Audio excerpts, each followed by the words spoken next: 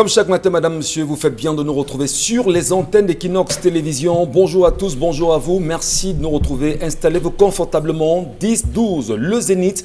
Votre talk show commence à l'instant avec la grande famille. Madame, messieurs, nous tenterons encore ce matin de vous conduire sur les sentiers battus par la République du Cameroun, notamment avec les marches initiées hier par le mouvement pour la renaissance du Cameroun qui a connu, entre autres, d'un camp à l'autre, justement, un succès, mais pour d'autres également, ceci a été vu comme étant un échec. Finalement, où en sommes-nous? Quelle appréciation peut-on en faire de la journée de marche d'hier, initiée par le mouvement pour la renaissance du Cameroun et quelques mouvements de la société civile qui l'ont accompagné? Quel regard vous y jetez véritablement? Mais surtout ce matin, nous ouvrons cette émission tout en décriant avec la dernière énergie les actes de barbarie qui ont été portés sur les journalistes de la Nouvelle Expression, notamment Lindovi Ndio, journaliste à la Nouvelle Expression, encore détenu dans les mailles de la police camerounaise, alors que hier il était sur le terrain en tant que journaliste pour faire uniquement son travail. Il est encore détenu, il n'a pas encore été relaxé et nous en profitons justement ce matin pour rappeler que la direction générale d'Equinox Télévision, de tout le groupe Equinox, condamne avec la dernière énergie cet acte qui tente véritablement à distraire l'opinion nationale et même internationale. Comment peut-on aujourd'hui comprendre l'arrestation de ces journalistes-là, Lindovi Ndio de la Nouvelle Expression, détenu entre les mains de la police camerounaise, condamnation faite Equinox Télévision et toutes les personnes qui sont à nos côtés restent mobilisées et demandent la libération rapide de ce journaliste détenu encore par la police camerounaise alors qu'il était justement sur le terrain hier en train de faire son travail en tant que journaliste. Il s'agit bien sûr de Lindovi Ndio qui est le responsable de la Nouvelle Expression exactement dans la capitale politique Yaoundé. Bienvenue à vous madame, messieurs, la grande équipe est au complet. Charles Amel Mbachou, Bonbon Bengan Kandje, Dominique Audrey Oyengelek, Karine Santia, ensemble unis pour la même mission. Jusqu'à midi, nous allons vous servir. Installez-vous confortablement, la télé vous appartient. Charles Amel Mbachou, bonjour. Bonjour monsieur Michel Ngachou. Colère perceptible ce matin parce que depuis hier, les éclats de voix, la colère est perceptible, madame, monsieur. À vous de rester présent et mieux comprendre l'évolution du Cameroun. Bonbon Bengan Kandje, bonjour. Bonjour monsieur Ngachou Numba, bonjour à vous chers téléspectateurs. Hier, eh bien, de mon point de vue, je peux me tromper, mais le peuple camerounais est prêt pour le changement. Sauf, fallait-il affronter les forces du maintien de l'ordre et transformer nos corps en boucherie? Fallait-il faire un repli stratégique? Mais toujours est-il que le peuple a manifesté son courroux. Il y en a qui sont sortis, d'autres ont resté apeurés, mais nous avons vécu les villes mortes. On n'a pas préparé. Quoi qu'il arrive, ça donne les signes que le peuple est prêt. Mais quand la révolution va commencer, ça, on ne peut pas le décréter. On ne pourra pas le décréter. Un jour, le changement viendra. Il faut que ça devienne mûr, mûr et mûr. Ce changement, est-ce qu'il viendra aujourd'hui alors que le mouvement pour la renaissance du Cameroun, du professeur Maurice Kamto, qui d'ailleurs à travers un communiqué rendu en fin de soirée hier, dit justement que jusqu'à présent, ce n'est que le début justement des manifestations.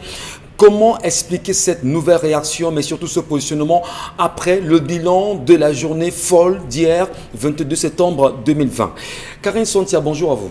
Bonjour Michel et bonjour aux conducteurs de moto qui sont devenus millionnaires dans la tête parce qu'ils sont allés réclamer 20 millions qui leur ont été promis par le gouverneur de la région du littoral et on n'a pas donné.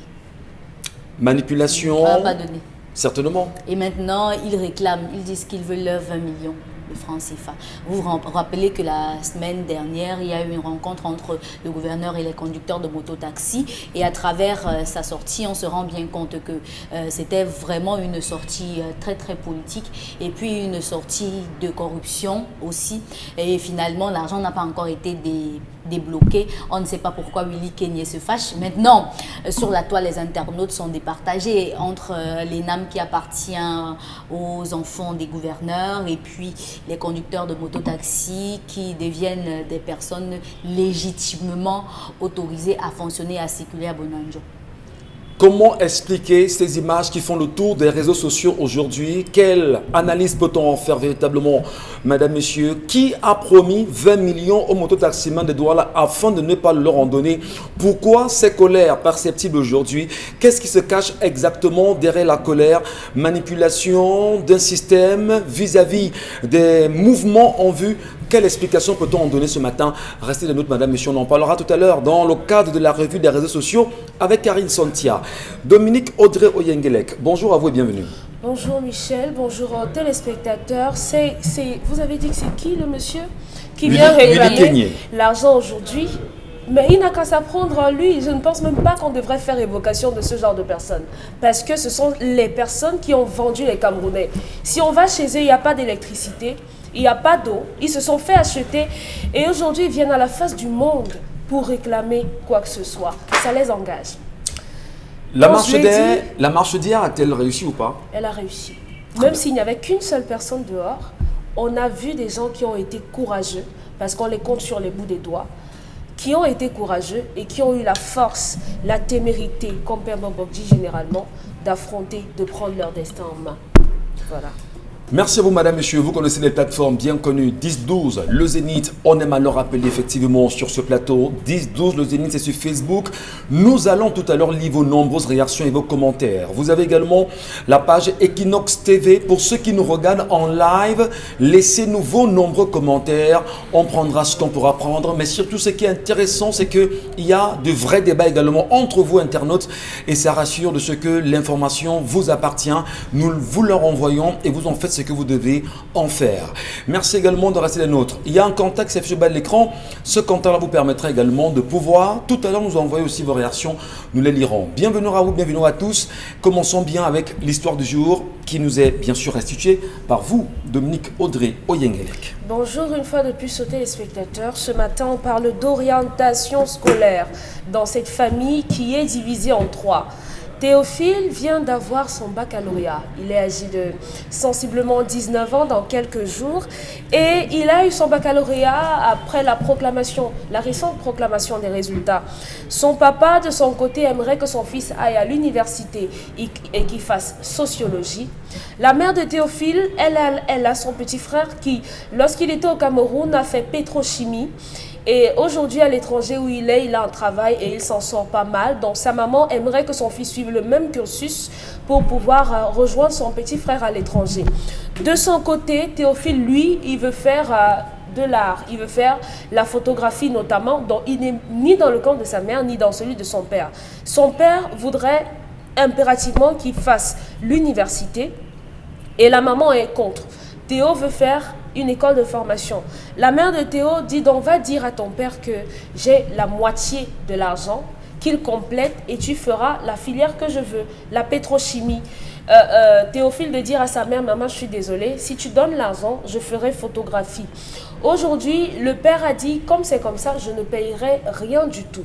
La question qu'on pose dans ce matin, qui est garant ou bien qui gère l'orientation des enfants après le baccalauréat ou bien en général, qui va faire, est-ce qu'il doit faire la filière les francophones, anglophones, je ne sais pas comment on appelle l'orientation. Les sous-systèmes. Voilà, le sous-système francophone ou anglophone. Comment est-ce que ça se gère? Comment est-ce que ça se décide? Ou bien qui en décide? Très bien. Ce matin? Allez, madame, monsieur, c'est une histoire réelle. Vous la connaissez en même temps pour vous qui dans des familles et certainement pour les divisions qui existent parfois au sein même des fratries aujourd'hui. Quand papa décide, maman décide également, mais l'enfant a son choix. Maintenant, comment orienter l'enfant? Qui est censé orienter l'enfant? Et vous savez que nous sommes à la veille de la rentrée scolaire et même de la rentrée académique. Si tout se passe bien avec les mouvements connus aujourd'hui, comment encadrer et orienter nos enfants à devenir ce que nous souhaitons qu'ils deviennent ou encore comment les aider à devenir ce qu'ils veulent devenir demain? Quel est le choix justement de la jeunesse que vous êtes aujourd'hui? Qu'est-ce que vous voulez faire? Qui doit vous orienter? Ce matin, on va essayer un peu d'ouvrir les vannes. On aurait bien voulu commencer par Charles Bachou d'abord ou bien par Bombo, mais je commence par les femmes que vous êtes et je commence avec vous, Karine Sontia. Comment expliquez-vous aujourd'hui que dans une réalité familiale, qu'il y ait des conflits entre le père qui décide du choix d'une filière pour l'enfant et la mère qui décide d'un autre d'une autre filière et l'enfant qui a son propre choix. Comment peut-on créer une vraie synthèse ici, elle est divisée? Il n'y a pas de conflit. Il y a quoi? Il y a des accords. Il y a des accords. Oui, c'est pas un conflit. Il n'y a pas de conflit là-dedans. C'est normal que ça arrive dans des familles. Il y a autour de nous des gens qui ont des rêves pour leurs enfants. Il y a les mamans qui veulent voir leurs enfants avoir beaucoup d'argent. Il y a les papas qui veulent voir leurs enfants être des intellectuels, des personnes réfléchies. Et c'est même ça que les papas prennent souvent comme option. Des enfants qui ont des potentialités intellectuelles assez fortes. Parce que le papa, lui, il ne s'intéresse pas à ce que son enfant soit riche demain, mais il veut que son enfant ait des connaissances. La maman, elle veut que son enfant soit riche. Parce que les personnes qui font pétrochimie sont des personnes qui, lorsqu'elles commencent à avoir de l'argent, ont beaucoup d'argent. Le papa, lui, veut que peut-être son enfant soit enseignant, ou alors il soit, je ne sais pas, sociologue, ou encore chargé de l'orientation scolaire, ainsi de suite. Donc, ça va vraiment dépendre. Maintenant, l'enfant, lui, il est plus amené dans les activités de création. Donc, vous voyez qu'il y a 3 pans qu'il faut prendre en compte. C'est un enfant qui est amené dans les activités de création, d'imagination, et ça demande de la formation aussi. Les gens pensent qu'on se donne dans certaines activités comme la photographie, la peinture, l'art plastique en général, parce qu'on se lève un matin et on a appris à dessiner et puis ça a donné. Non. Il y a des formations qui sont faites à l'école des beaux-arts de Konsamba. On fait des formations. Il y a des étudiantes qui sortent de ces écoles-là et fabriquent des sacs à main. Il y a des étudiantes qui font, je parle des étudiantes que je connais de ma génération, de ma tranche avec laquelle on a eu le baccalauréat, qui sortent. Aujourd'hui, elles fabriquent des sacs à main. Certaines fabriquent des chaussures. D'autres sont réalisatrices dans des métiers de la cinématographie, de l'audiovisuel et tout. Donc, c'est vraiment des métiers de création qui demandent beaucoup d'imagination. Et si on tue le génie de cet enfant, parce que s'il veut faire photographie, ça veut dire que certainement, quand il utilise son appareil téléphonique, par exemple, il fait des images qui sont captivantes.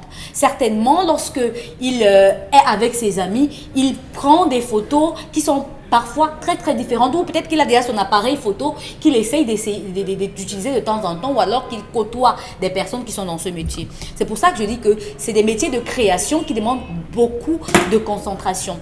Et choisir sa voie, c'est choisir son avenir et accepter que dans cet avenir-là, on est d'abord tout seul parce que la décision vous revient.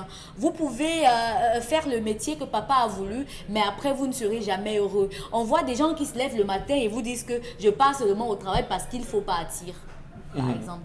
Ou alors je passe au travail parce que je remplis mon devoir. J'ai mérité mon salaire. Ça peut justifier des choses, Karine Sontia. Aujourd'hui, on a plein de Camerounais qui sont dans la fonction publique parce que papa a acheté un poste. Oui. Parce que papa vous y a mis. Les enseignants parce que papa a acheté un poste. Et parfois on se plaint justement de la médiocrité de ces derniers. Les policiers justement parce qu'ils ont eu la chance que papa avait de l'argent et puis il a pu négocier une place. Des administrateurs civils qui ont eu de la chance parce que papa a négocié et qu'il a une place. Et ce n'est pas des personnes passionnées par la gestion des hommes.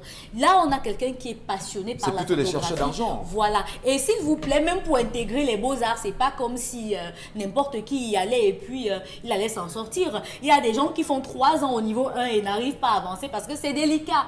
C'est délicat. Donc, je pense que cet enfant devrait négocier avec son papa parce que ce que son papa veut n'est pas très différent, n'est même pas beaucoup de ce que lui il veut. Non mais quand même Karine, non. Comment l'enfant devrait négocier papa alors que l'enfant lui sent autre chose? Oui, on négocie. Papa veut autre chose. Tous les enfants ont négocié. J'ai dit tous les enfants ont négocié. Je le dis pourquoi? Parce que c'est pas ce que j'ai voulu faire. Mes parents ont voulu que je fasse ce que je fais. Ouais.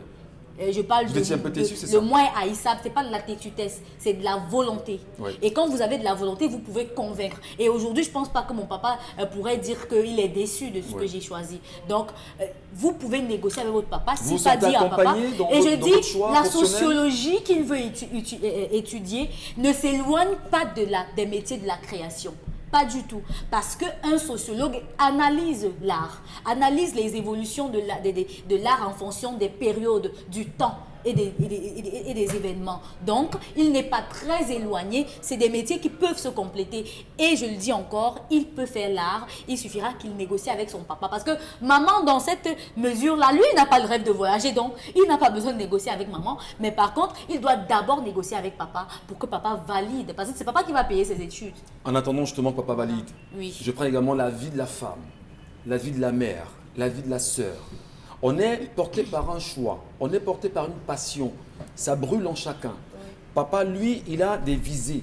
certainement pour voir son enfant mieux loti demain, bien installé, qui ne souffre de rien.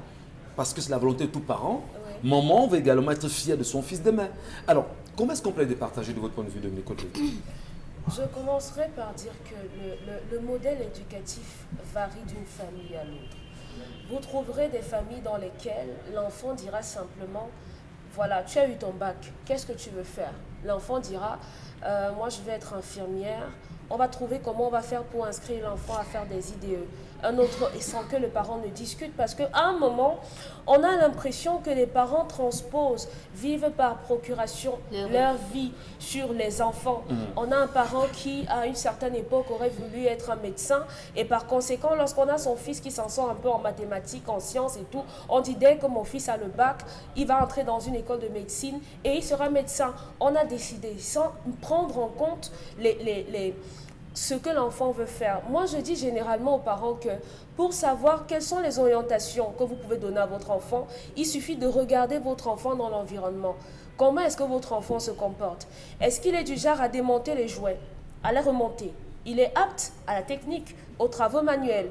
Est-ce que votre enfant aime bien la lecture, aime bien un certain nombre de choses? Vous verrez que cet enfant-là peut être porté à aimer les lettres. Donc, l'enfant, de façon naturelle, émet des signaux et les parents doivent pouvoir encadrer ces signaux-là. Donc, si on commence un encadrement très tôt, on peut avoir un enfant qui sera bien orienté.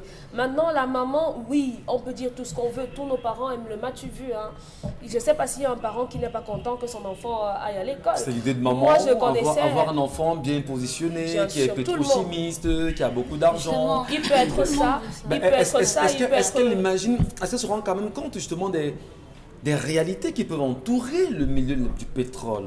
Michel, Elle n'a pas peur justement que l'enfant, à un moment donné, puisse se détourner des bonnes mœurs qu'elle lui aurait restituées dans l'éducation? Michel, vous savez que même ici, il y a des personnes qui dévient. Même Ouais. ce qu'on fait, il y a des personnes qui dévient. Effectivement. Donc, tous les métiers ont des risques.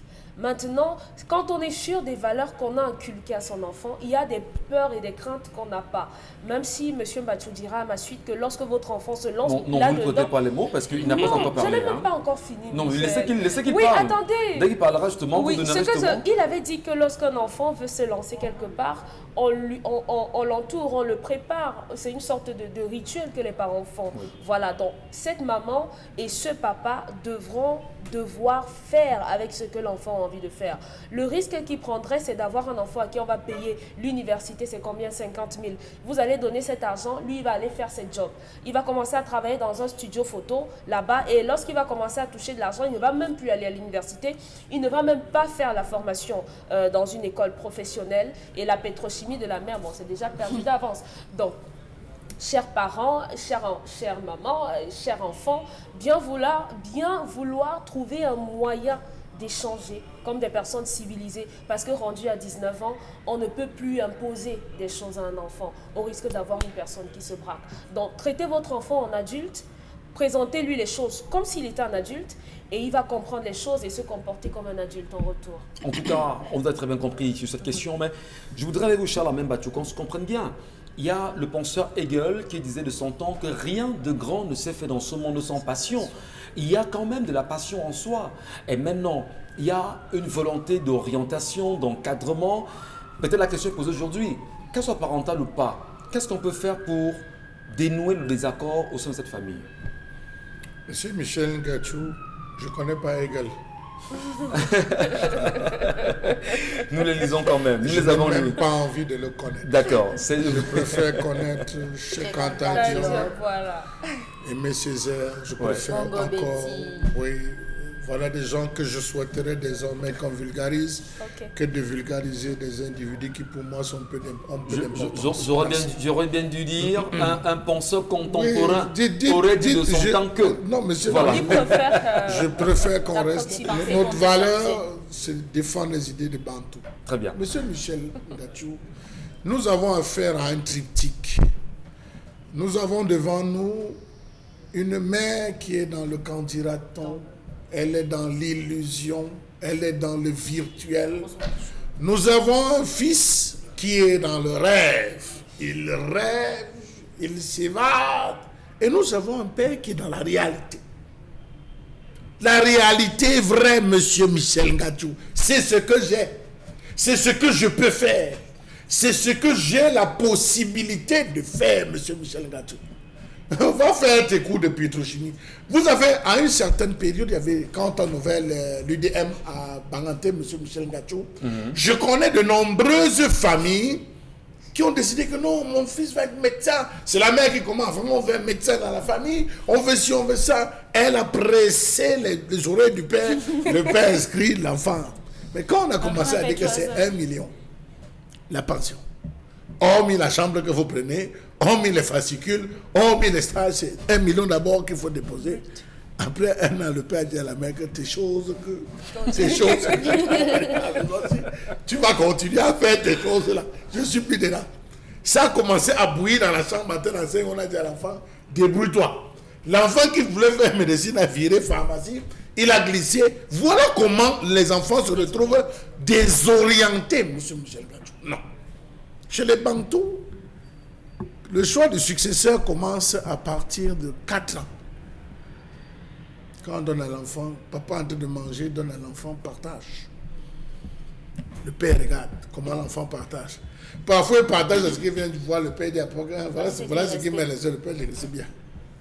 On connaît qui a le sens du partage, qui a le sens de l'organisation, qui a le sens de l'ingratitude. On étudie sur les enfants. L'orientation des enfants commence dès la naissance de l'enfant. Vous avez des enfants qui sortent avec les fesses.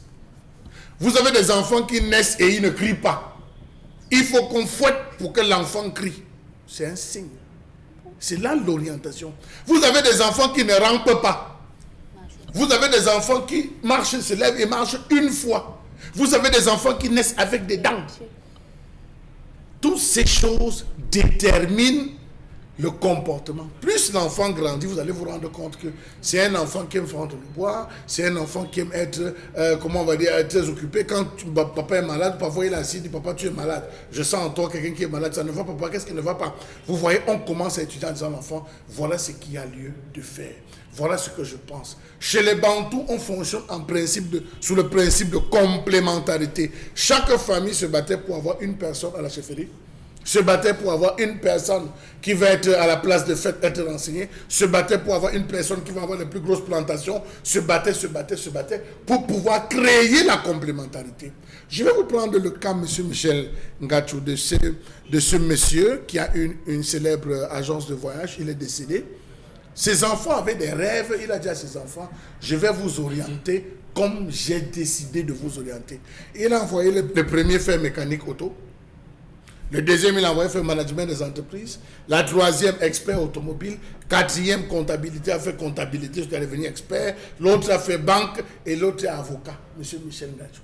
À sa mort, il a dit, bon, chacun d'entre vous a une fonction qu'il va exercer dans l'entreprise familiale afin que l'entreprise familiale ne meure. C'est le père qui oriente, ce n'est pas la mère.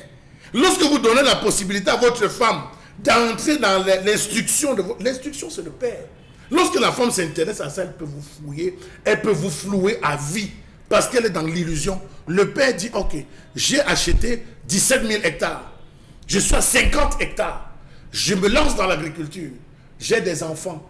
Si j'abandonne ces enfants, c'est des projets perdus. Si j'abandonne ces enfants, c'est X et Y. Comment faire? Le père commence à planifier parce qu'il sait qu'il assure son lendemain. Mon lendemain, je le pense comme ça. Mais le père n'influence pas de manière directe l'enfant. Il commence à partir de 10 ans, lorsqu'ils deviennent des amis. Il dit que, attends, tous les jours on part au champ. Tu ne penses pas que demain, si tu dois avoir ton champ. L'enfant dit que oui, ben, pour avoir le champ, le père, par des conversations et des causeries, influence et joue dans le psychique de l'enfant, sachant là où il va aboutir. Et qu'est-ce qu'on fait de l'enfant qui a des passions par la suite? Non, monsieur Michel, l'enfant, mon fils ne peut pas avoir des passions. Est-ce que c'est pas un peu... Non, monsieur Michel Ngachou, mon fils ne peut pas avoir des passions.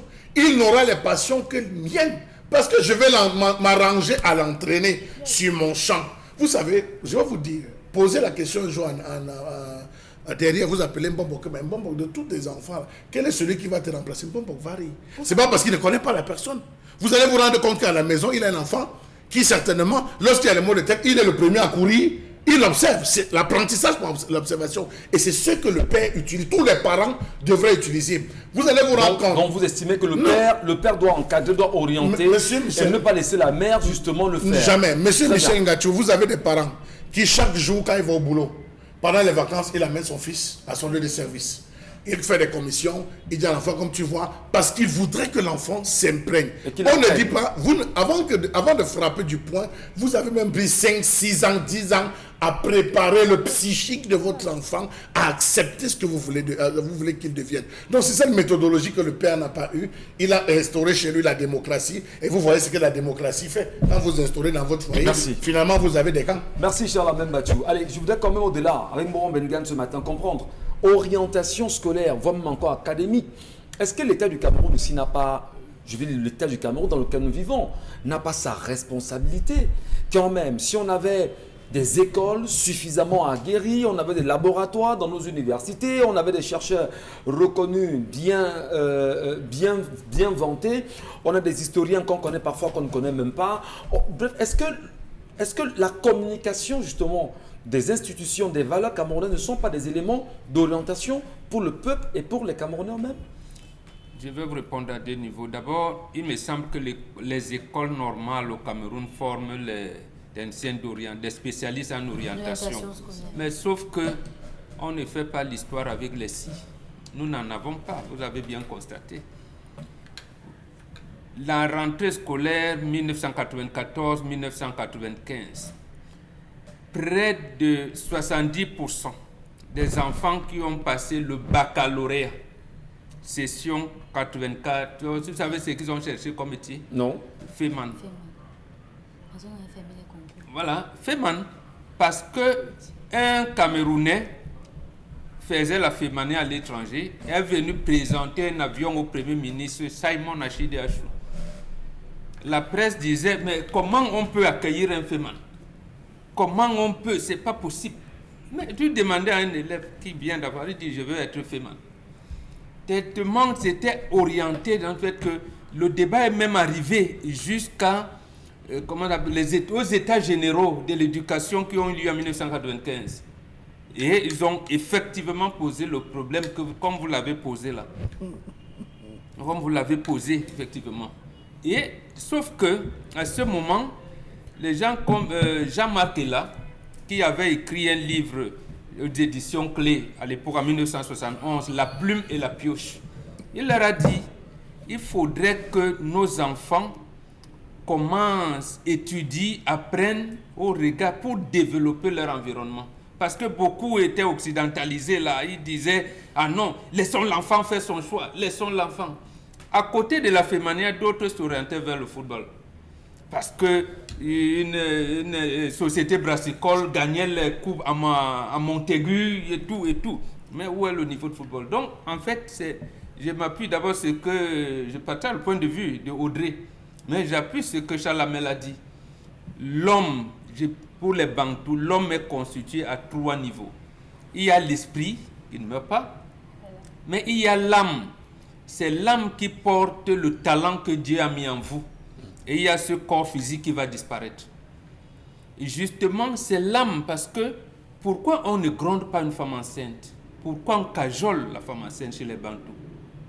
Parce qu'elle est faiseur de vie. Quel est l'enfant qui va naître? Quel est le talent que Dieu va mettre en lui?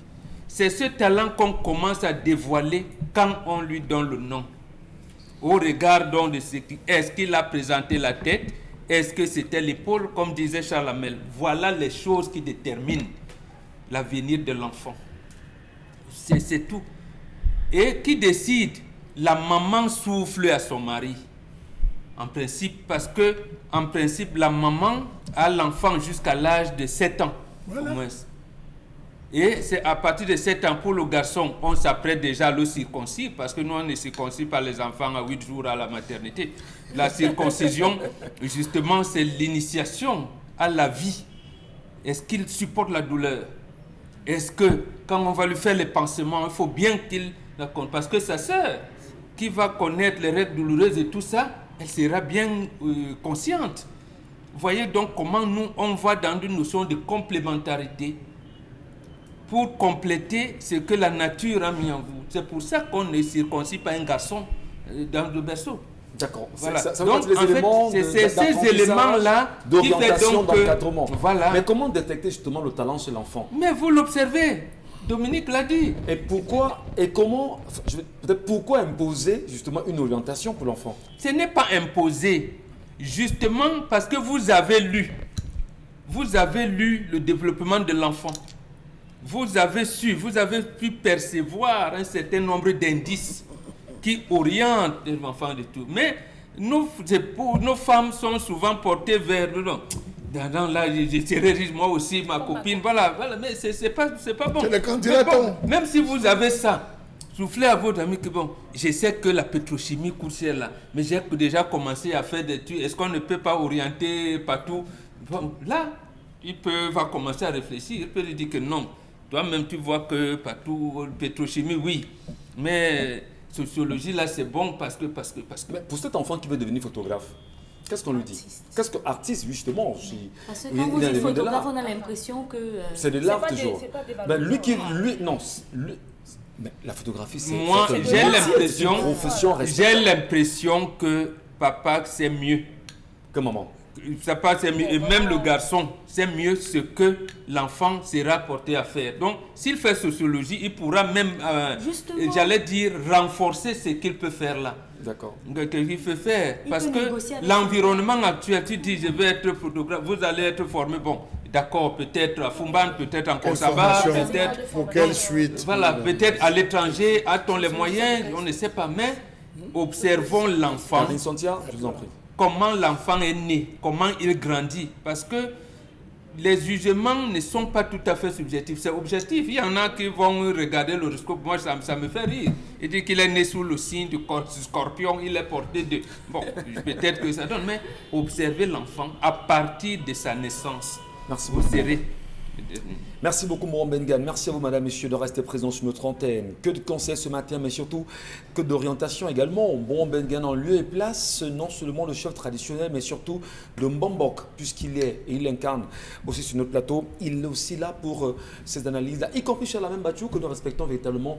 Les débats vont se poursuivre dans un instant. Mais avant les débats, étant donné qu'on est ensemble, vous le savez, chaque matin, on parle de colère. Des colères, on les exprime à travers des réalités que nous traversons. Charles Lamel, on connaît la colère.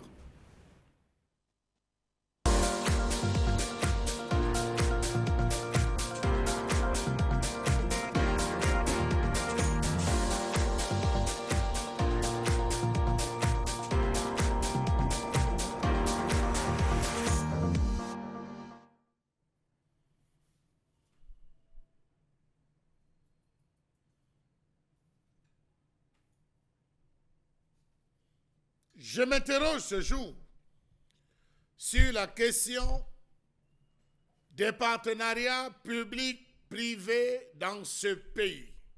Que dis-je? Du grand flop des partenariats publics-privés. À quoi aura servi l'implémentation du Conseil d'appui à la réalisation des contrats de partenariat, en abrégé CARPA? Une structure extrêmement budgétivore, avec des gros salaires, récompenses pour les petits copains, les amis. C'est bien. Pourquoi les 3P, partenariat public-privé, plombent des projets qu'ils sont censés réaliser avec la bénédiction du CARPA? Comment comprendre que le principe du partenariat public-privé, qui a fait ses preuves un peu partout dans la sous-région, ne réussit pas à faire ses preuves au Cameroun, ou mieux, n'a pas réussi à faire ses preuves au Cameroun? Est-ce que parce qu'il manque, ou est-ce parce qu'il manque de financiers dans ce pays? Est-ce du fait que l'État est un mauvais payeur et ne respecte pas sa part d'engagement? Est-ce du fait que la qualité de contrat établi dans le principe de partenariat public-privé ne respecte pas un ensemble d'hommes, ou alors l'État est un féman, tout simplement? Comment comprendre que la mayonnaise tarde à prendre, malgré l'arsenal réglementaire qui existe depuis près de 10 ans? Savez-vous qu'aucun des projets annoncés en juin 2013 pour être réalisé avec le mécanisme des 3 P n'a jamais vu le jour, parmi lesquels le tramway Douala et Yaoundé, chemin de fer aidé à Kribi et Douala Limbé, le terminal polyvalent au port en eau profonde de Kribi. Près de 7 ans après ces infrastructures annoncées, en grande pompe pour être réalisées, n'ont toujours pas vu le jour. Savez-vous que la liste de ces 6 grands projets d'avenir était même accompagnée d'entreprises adjudicataires? Près de 7 ans plus tard, à l'exception du terminal polyvalent réalisé, grâce à un endettement, aucun de ces projets n'a vu le jour. On sait comment le projet sémencier de Limbé a fait pour pouvoir sortir de terre. De même que la quinzaine de projets réalisés en PPP, rendus publics en février 2014 par le ministère de l'Économie, de la Planification et de l'Aménagement du territoire, cherchent toujours preneurs. Ajoutons à cela la couverture de santé universelle, derrière laquelle se cachent d'anciens ministres de la Santé et corrompus du système qui cherchent comment blanchir l'argent détourné. Nous apprend-on dans cette histoire de couverture de santé universelle, ou encore on respecte le principe de PPP, partenariat public-privé. Les 3 P n'ont été qu'un grand bluff, saupoudré d'impréparation, d'un cadre juridique inadapté, des logiques mercantilistes, des lourdeurs administratives et d'appropriation insuffisante du concept. Rendu au jour d'aujourd'hui, on est bien loin de l'esprit et de la lettre de l'article 2 de la loi numéro 2006-012 du 29 décembre 2006 portant régime général des contrats de partenariat. Article qui recommande de faire recours au partenariat public-privé dans le cadre des projets de très grande envergure technique et financière. Savez-vous que l'un des freins à la réalisation des contrats de partenariat public-privé a été l'enchevêtrement, la multiplicité ou encore la coexistence des textes qui encadrent la réalisation des projets en paix, pas moins de 5 réglementations qui parfois se contredisent. Comment comprendre que le Cameroun dispose en effet de 2 lois, 2 décrets et un arrêté qui encadrent les partenariats public-privé? Comment comprendre que dans les projets proposés par le gouvernement pour être réalisés, il n'y avait pas dans cette liste des projets qui ne pouvaient pas se faire en PPP, mais comme c'était à la mode, tout le monde disait il faut qu'on réalise un PPP, partenariat public-privé, ce qui suppose que des projets qui en principe n'obéissaient pas à la règle des PPP se retrouvaient à être intégrés parce que les PPP, partenariat public-privé, étaient à la mode. La réalité, c'est que les dirigeants de ce pays n'aiment pas ce pays, je vous l'ai dit les yeux dans les yeux. Sinon, comment comprendre que nos dirigeants ont préféré la réalisation des projets par l'endettement ou le budget d'investissement qui leur donnait plus de marge de manœuvre en matière de rétrocommission que les appels à financement?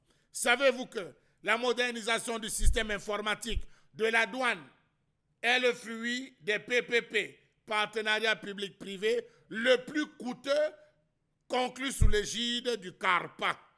Montant de l'investissement, 34 milliards de francs CFA.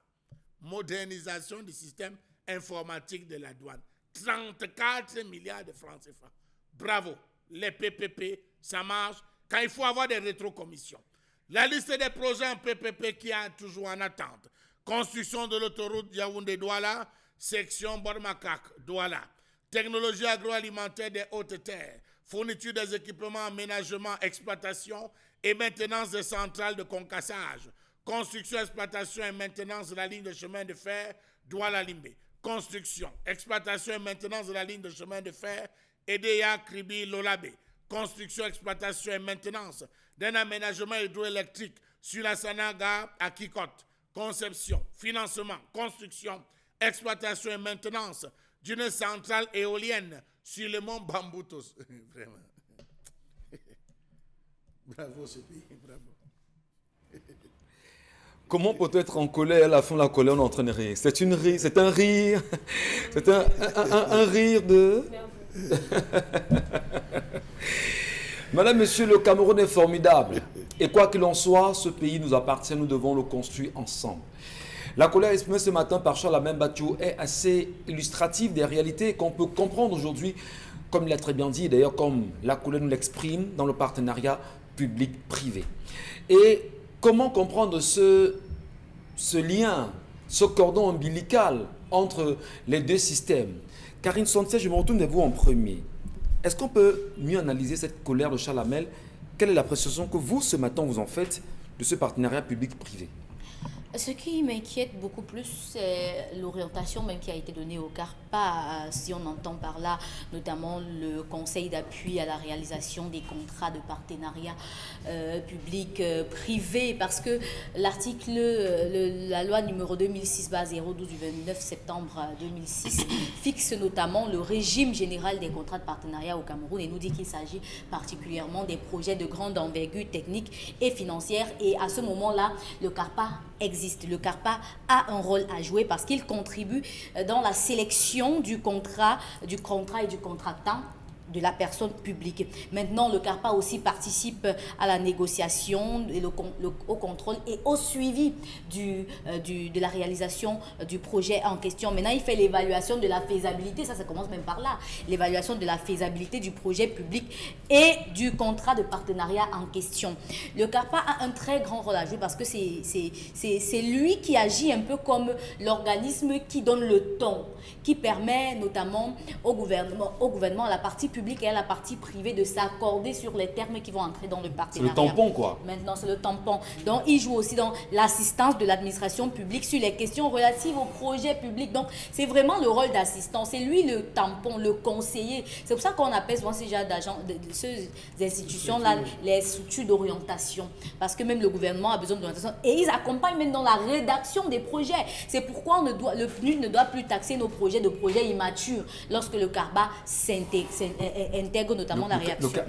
Le CARPA s'intéresse à la rédaction de ces projets. Maintenant, les objectifs sont clairs. Augmenter la disponibilité des ressources financières, augmenter la rentabilité d'un projet, parce que tous les projets... Ça se fait, augmentation des ressources financières? Non, je parle là des fonctions du CARPA. Oui, mais dans les fonctions, il y a la réduction des coûts. Ça veut dire que si un projet est capable d'être réalisé, par exemple, à 300 milliards, le CARPA doit nous montrer en fait que ce projet peut être réalisé avec moins et avec même plus d'efficacité. C'est ça le rôle du CARPA. Maintenant, il y a la réduction des délais pour le développement de ce projet-là. Donc, si on vous dit que c'est 10 ans, le CARPA est capable de vous dire que, ok, 10 ans, c'est parce que, bon, il y aura lenteur administrative et autres, mais voilà le délai qui est normal pour ce genre de projet en fonction du contexte. Le CARPA aussi est l'organisation qui permet l'optimisation des coûts des projets pour que, à la fois, vous ayez un bon produit à la fin, mais que vous ayez dépensé moins. C'est à ça que sert le CARPA. Sauf que, lorsque vous interrogez toutes ces fonctions-là, vous vous rendez compte qu'il y a plusieurs types de projets auxquels le CARPA pourrait s'intéresser. Notamment, il y a les projets à subvention publique. Ça, c'est là où l'État, notamment, donne une bonne partie de l'argent pour permettre aux partenaires privés de s'intéresser seulement aux risques. Maintenant, il y a les contrats de concession avec des fonds publics. Ça, c'est là où l'État contribue à l'investissement initial. C'est-à-dire que l'État met l'argent dès le début et maintenant, il y aura une réduction du capital initial au fur et à mesure que le projet sera réalisé. Et non seulement, vous le dites très bien avec la réalité autour du CARPA, mais on aussi en même se demander, est-ce que le partenariat public-privé est vraiment fructueux pour le Cameroun, Dominique Audrey-Yengelek? Le partenariat public-privé est fructueux pour toutes les personnes qui peuvent s'engager. À la base, le PPP se fait entre un État et une société privée, une collectivité territoriale et une société privée, ou bien une personne et une société privée. Lorsqu'on suit pas à pas toutes les mesures, tout le processus qui encadre ce partenariat, on s'en sort bénéficiaire, que ce soit tant pour le gouvernement ou bien l'État qui fait appel à des partenaires, que pour les partenaires. Les partenaires, par exemple, privés, et ils ont droit à des exonérations en termes de taxes. Au niveau de la douane, il y a des rabais. Maintenant, l'État en face a le travail qui leur est accompli. Les partenariats publics-privés se voient généralement dans les domaines de la santé, dans les domaines des transports, dans le domaine de l'eau et de l'énergie. En 2014, le ministère de l'économie a annoncé la mise sur pied de 21 projets, avec notamment la construction du marché Congo. Jusqu'aujourd'hui, je ne pense pas que le marché Congo soit construit. On est en 2020, 6 ans après. Il y avait également l'exploitation du terminal à conteneurs dont M. Mbachou a parlé. Aujourd'hui, il y a énormément de projets qui laissent à désirer. Pourtant, ils ont été annoncés en grande pompe. En 2015, Robert Kili a signé un mémorandum avec une société chinoise, et cette société était censée de faire une étude sur la faisabilité entre le tronçon EDA, Kribi et Douala au niveau des rails. Aujourd'hui, qu'en est-il? Personne ne nous dit rien. C'est des exemples assez pertinents quand même. Et même le tramway, notre fameux tramway qui était censé être mis sur pied au premier trimestre de l'année 2019 et être livré en 2021. Moi, je ne sais pas, peut-être dans le quartier de nos téléspectateurs, les travaux ont déjà commencé parce que les études de faisabilité ont déjà été faites.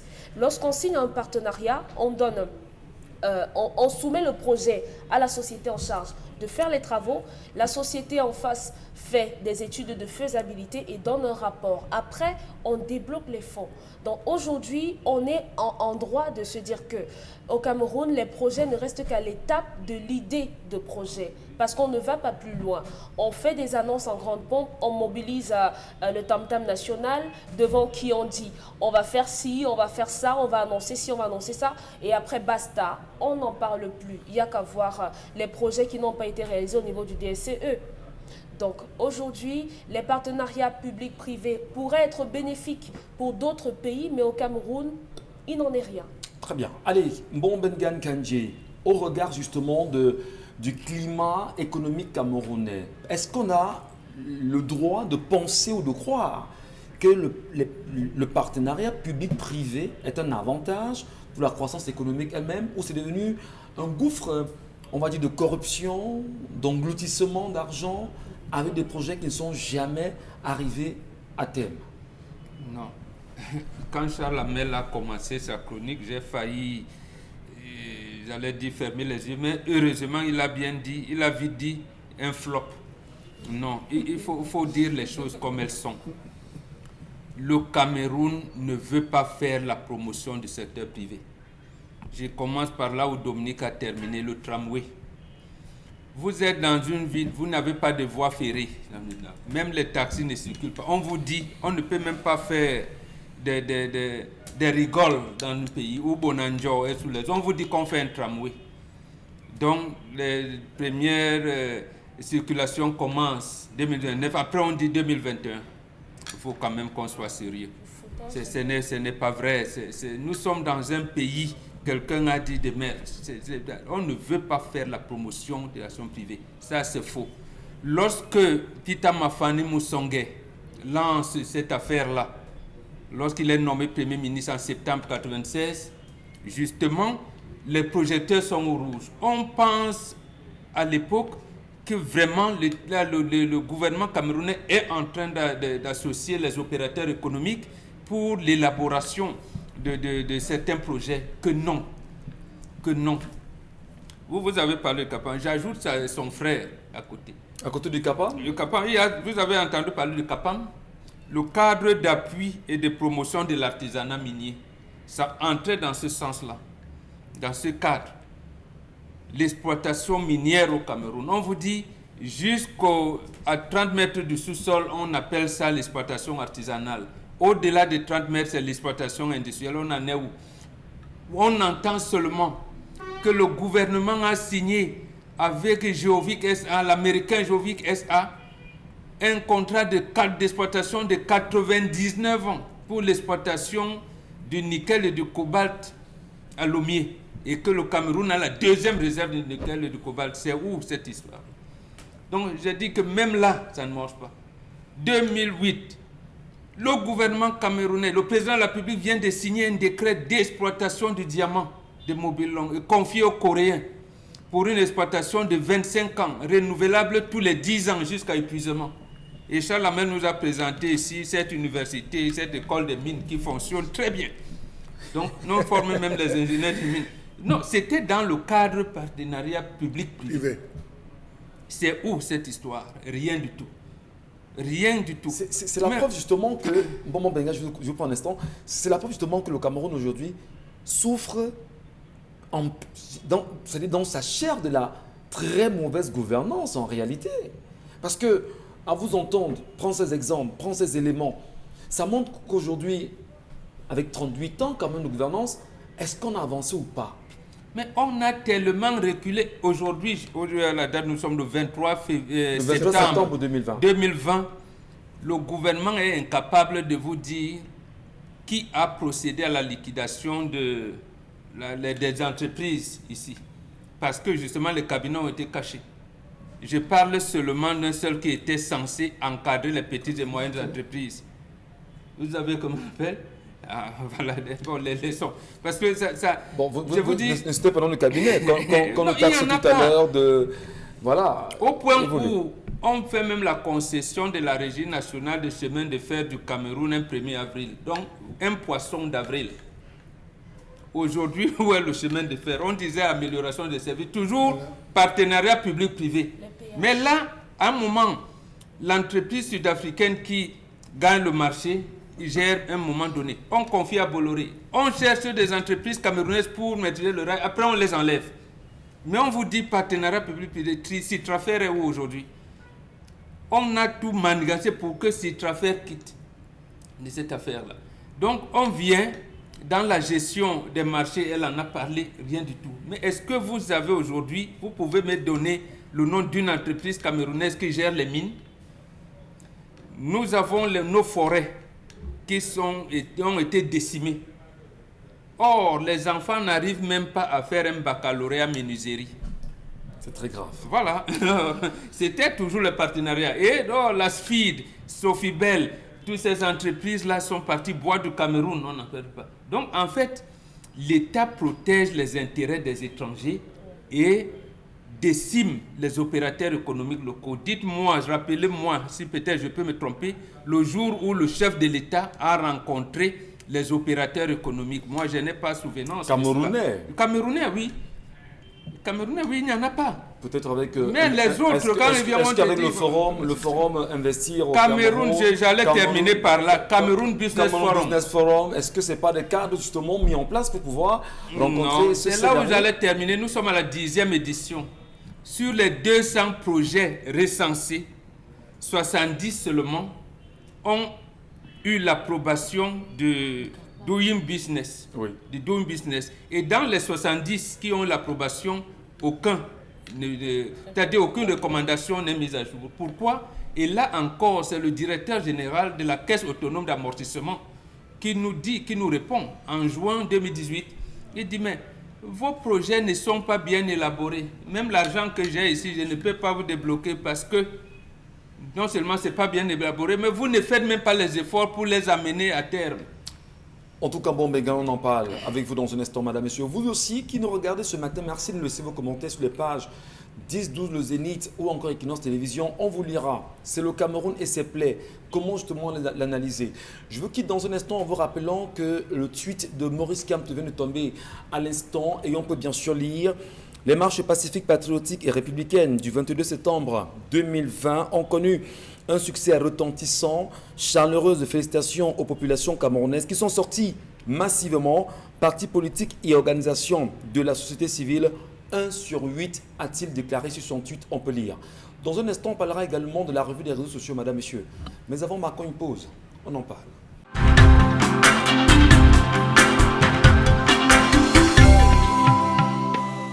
Toujours heureux, madame, messieurs, de vous savoir nombreux au regard de votre programme TV du lundi au vendredi, 10-12 le Zénith. Merci pour la fidélité, madame, messieurs. Nous le disions bien sûr l'instant que les tweets ne font que tomber. Et justement, sous nos yeux, on a encore celui-ci du docteur Manaouda Malachi qui dit « J'ai eu le privilège de faire bénéficier à ma fille de 3 ans la première dose de vaccin contre la polio. Merci aux équipes pour leur professionnalisme. » Attention, madame, monsieur, ça bouge également sur la toile, mais surtout le ministre du Travail et de la Sécurité sociale, Grégoire Ona, qui le disait encore, il y a pratiquement 24 heures, vacant comme d'habitude à nos diverses occupations. C'est ainsi que nous allons faire notre bonheur et celui du Cameroun pour que la prospérité à son tour puisse profiter demain d'institutions fortes et d'infrastructures viables. Le Cameroun est formidable, ensemble devons le construire. C'est devenu bien sûr un credo, et il faut bien le comprendre. Comment le construire également dans la réalité des partenariats publics et privés aujourd'hui?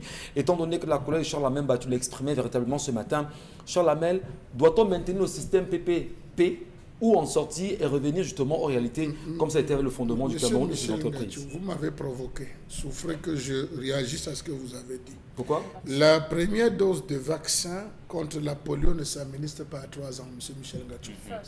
Ça, c'est impossible.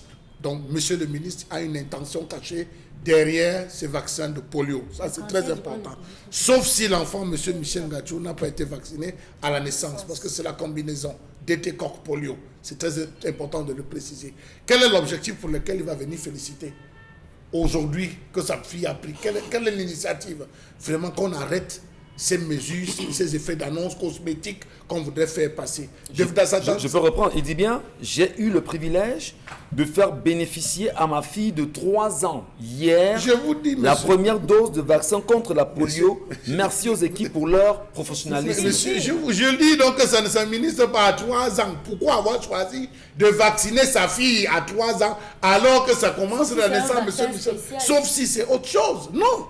Qu'ils ne prennent pas les Camerounais pour des cons, M. Michel Ngachou. Vous parlez de Manoda Malachi? Oui, je pense qu'ils ne prennent pas les Camerounais pour des cons. Pourquoi est-ce qu'il a choisi de vacciner sa fille à l'âge de 3 ans?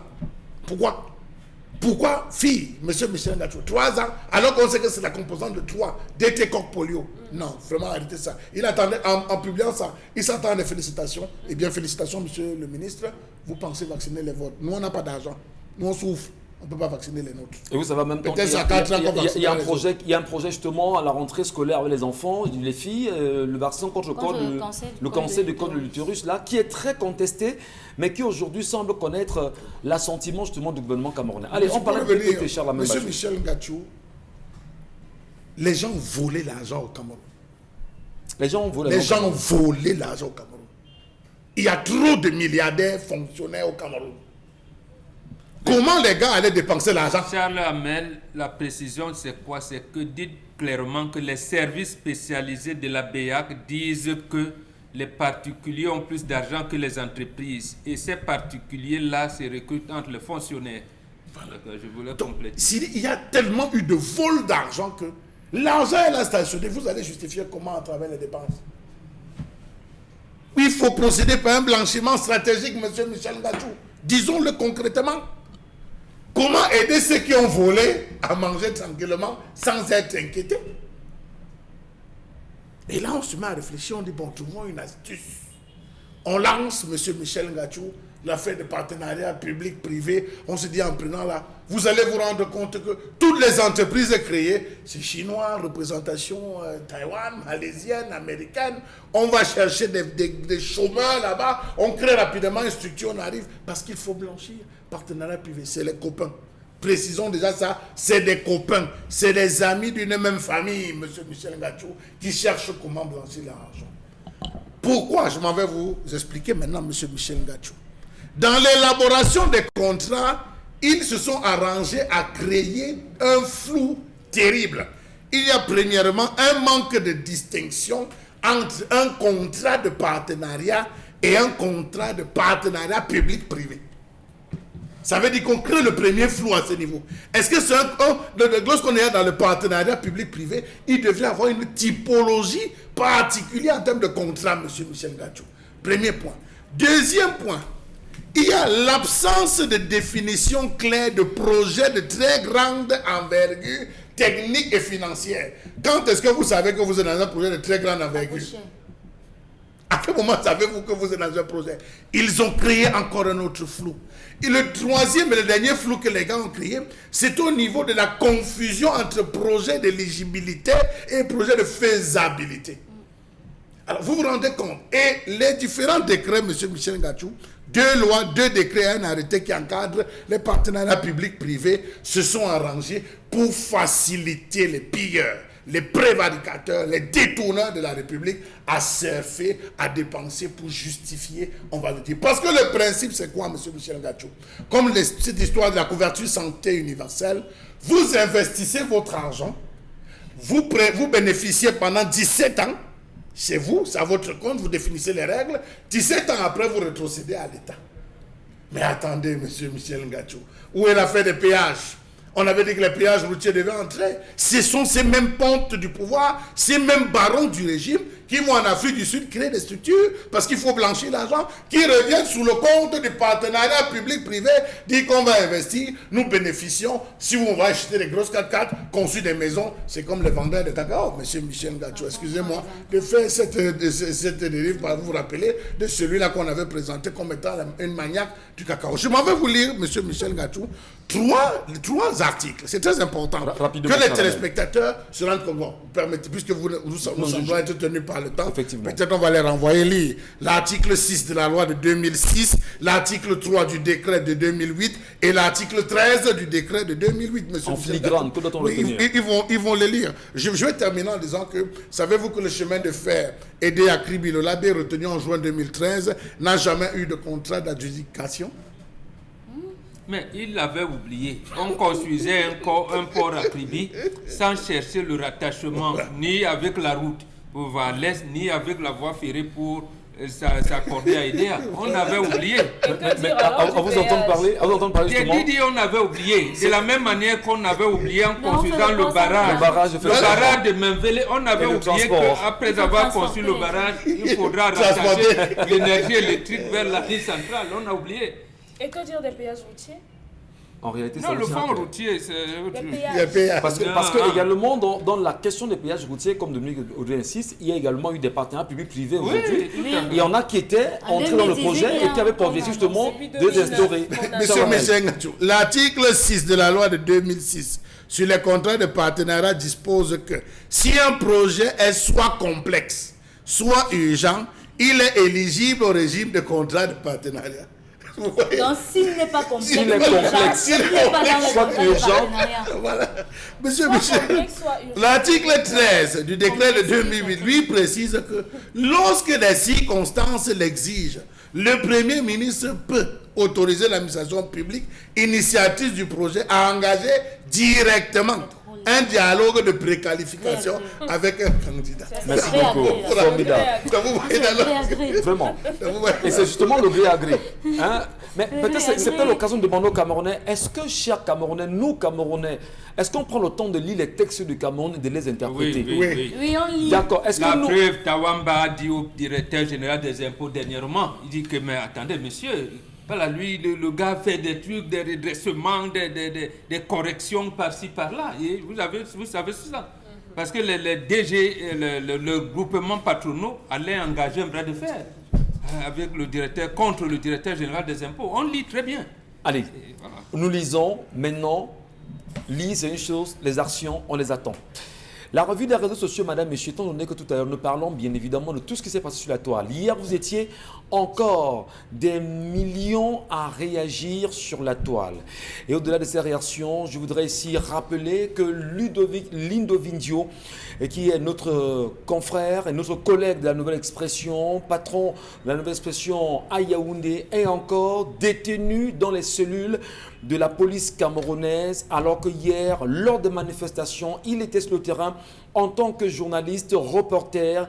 Il ne faisait que son travail. Il a été embarqué par la police camerounaise et nous condamnons avec la dernière énergie, tout en nous associant justement au propos du président directeur général du groupe Equinox, qui condamne avec la dernière énergie ces arrestations barbares et ces violences qui ont été perpétrées sur ces sujets, notamment sur notre confrère et collègue Rodrigue Ngassi, qui hier également en a payé les frais du travail qu'il faisait. Madame, Monsieur, merci de rester des nôtres. En tout cas, hier soir encore, au cours du 20h, on a regardé les images qui nous ont fait froid dans le dos. L'image du Cameroun telle que présentée, la réalité que vous demandez Puisque vous demandez à vivre le Cameroun, nous vous les présentons chaque jour, madame, messieurs. Merci pour votre fidélité. La revue des réseaux sociaux, Karine Sontia, c'est avec vous. Oui, on parle d'abord du président du syndicat des mototaxis, Willy Kenyé, qui réclame 20 millions de francs CFA qui, sensiblement, lui avait été promis par le gouverneur de la région du littoral. Et il n'a pas pu entrer en possession de cet argent et du coup, il réclame cet argent. Maintenant, les internautes, ne sont pas allés de main morte. Il y en a qui disent que donc, il y a même autant d'argent au Cameroun. Donc, à eux les NAM et à nous les motos. Il y en a qui disent tantôt que ça c'est le vivre heureux, mourir jeune. Il y en a qui disent que à malin, malin et demi et ainsi de suite. Donc les commentaires vont bon train sur la toile. Mais ce qu'il faut comprendre, c'est à quel point est-ce que chaque individu est achetable. Les conducteurs de mototaxi ont-ils vendu l'avenir de leurs enfants ou encore ont-ils vendu leurs propres opinions pour de l'argent qu'ils n'ont pas perçu? Voilà la question qu'on se pose. Qui sont ceux qui ne veulent pas voir le Cameroun changer? Qui sont ceux qui ne veulent pas voir le Cameroun prendre une nouvelle courbe? Qui sont ceux qui veulent maintenir le Cameroun dans, on va dire, la noisseur qu'on lui connaît depuis pratiquement 4 décennies aujourd'hui? Qui sont ceux-là qui ne veulent pas voir le jour avec le Cameroun? Peut-être ces images illustratives qui font le tour de la toile depuis hier soir avec ce Willy Kenyé qui, peut-être Dominique Audrey le disait en début d'émission, c'est pas important de parler de lui, mais comment expliquer aujourd'hui, Dominique Audrey, avec ces sujets qui font le tour de la toile, qu'on a des Camerounais qui sont mototaximens, qui ont choisi par dépit de faire ces métiers et qui aujourd'hui choisissent justement d'y vivre et de s'y maintenir? Qu'est-ce qui se passe? Quelle explication donnez-vous aux réactions des internautes? Je suis désolée si jamais je vais paraître irrévérencieuse, mais ces gens ont simplement faim. Ils ont vendu leur âme au diable. Et comme j'ai dit au départ, ce sont des gens qui chez eux dorment dans de l'eau parce qu'il y a des inondations. Et certainement dans leur famille, il y a des gens qu'on a cassés récemment. Mais maintenant, sortir dire qu'on en a marre d'avoir des poteaux électriques qui jonchent les rues avec les fils qui peuvent électrocuter vos enfants, vous êtes allé prendre de l'argent tout simplement comme ça. Donc, c'est de la famine. La faim qui les a poussés à le faire. Mais maintenant, ceux qui n'ont pas compris... Mais qui les maintient justement dans l'état de famine? C'est eux-mêmes. C'est eux-mêmes. Et Thomas Sankara l'a dit. Il ne suffit pas de dire que je souffre du sida et que le médicament du sida, c'est le cormote pour que je guérisse. Il faut prendre le médicament pour guérir. Ils ne l'ont pas compris. Ils pensent que les personnes qui les appellent aujourd'hui pour leur donner cet argent-là les aiment. On ne vous donnera pas cet argent indéfiniment. On vous l'a donné, entre guillemets, pour hier. On vous l'a promis pour hier. Et c'est terminé. Les personnes aujourd'hui contre lesquelles, ou du moins pas contre lesquelles, les personnes à l'endroit desquelles vous devez porter vos récriminations perpétuent cela. Aujourd'hui, vous pleurez parce qu'on ne vous a pas donné un argent qu'on vous a promis.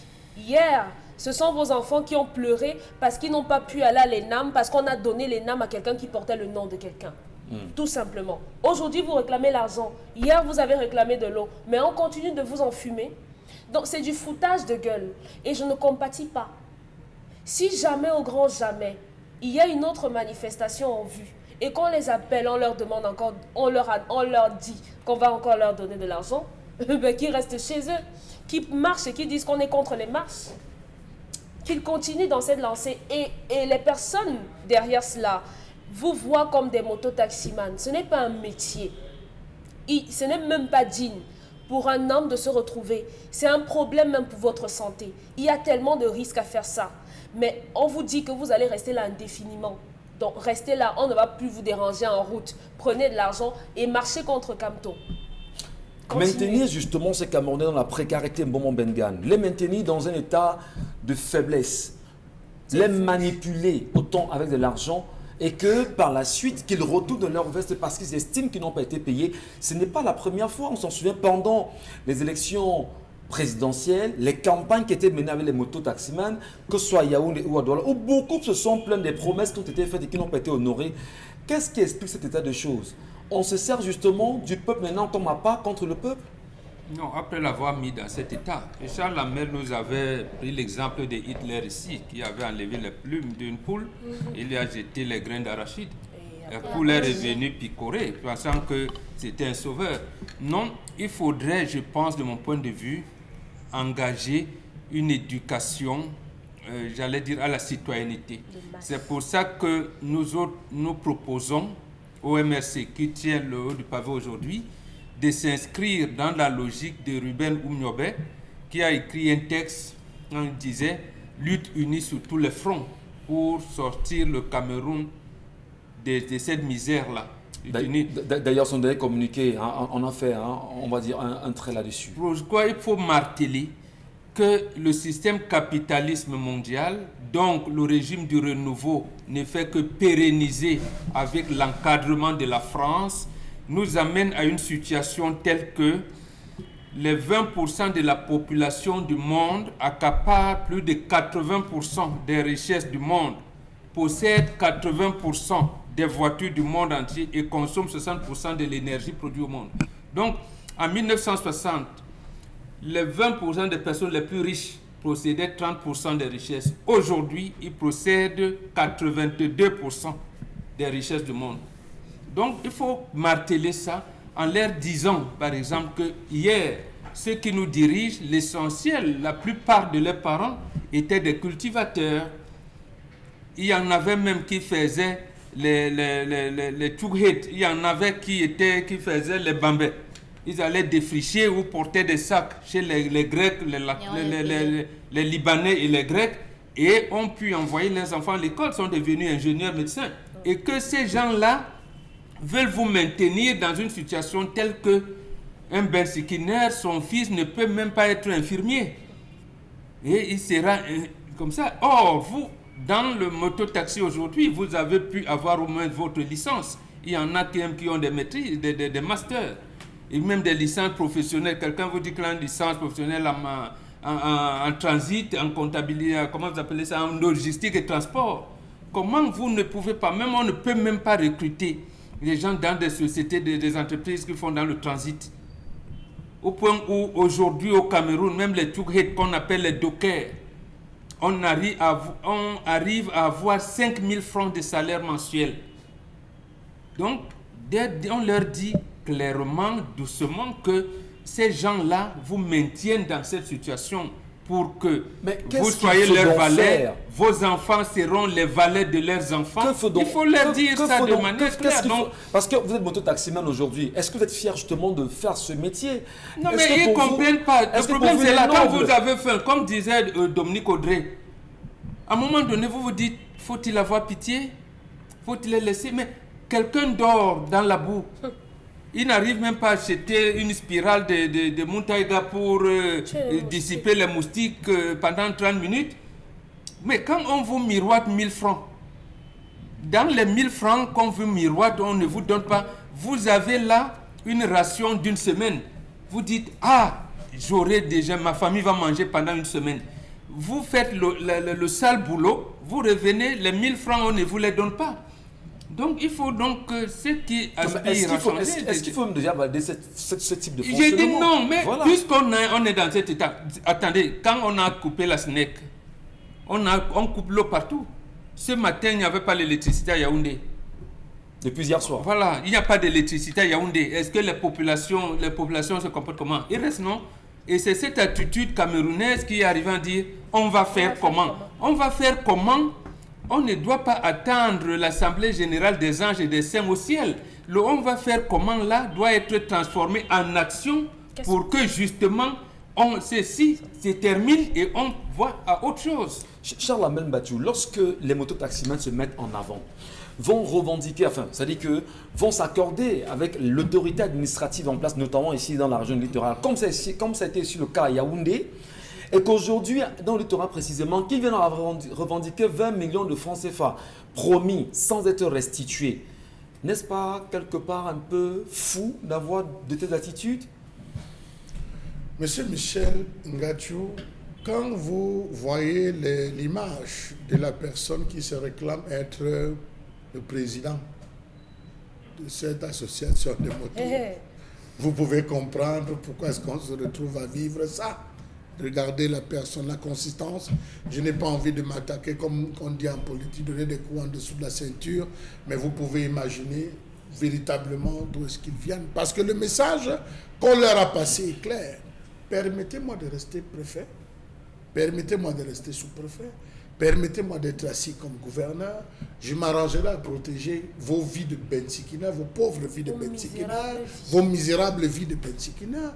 On ne va pas vous déranger dans la ville, vous pourrez circuler parce que vous respectez les idéaux, nous allons marcher ensemble. C'est vrai que ce sera compliqué, mais pour cette journée, nous vous donnons le carburant pour que cette journée, vous restez à la ration, que vous restez à la maison, que vous ne sortez pas, c'est 5 000 francs, mettez le carburant, restez chez vous, ne sortez pas, restez à la maison, laissez que nous, on maintienne pour envoyer nos enfants venir nous remplacer demain comme gouverneur, venez nous remplacer comme préfet, et vous allez continuer à être là-bas, vous serez Bensikina de père en fils, vous serez Bensikina de père en fils et en petit-fils, vous maintiendrez, si va la société, on ne peut pas changer. Est-ce que nous sommes d'accord? Oui, nous sommes d'accord, applaudissez donc. Oh, on a tous applaudi.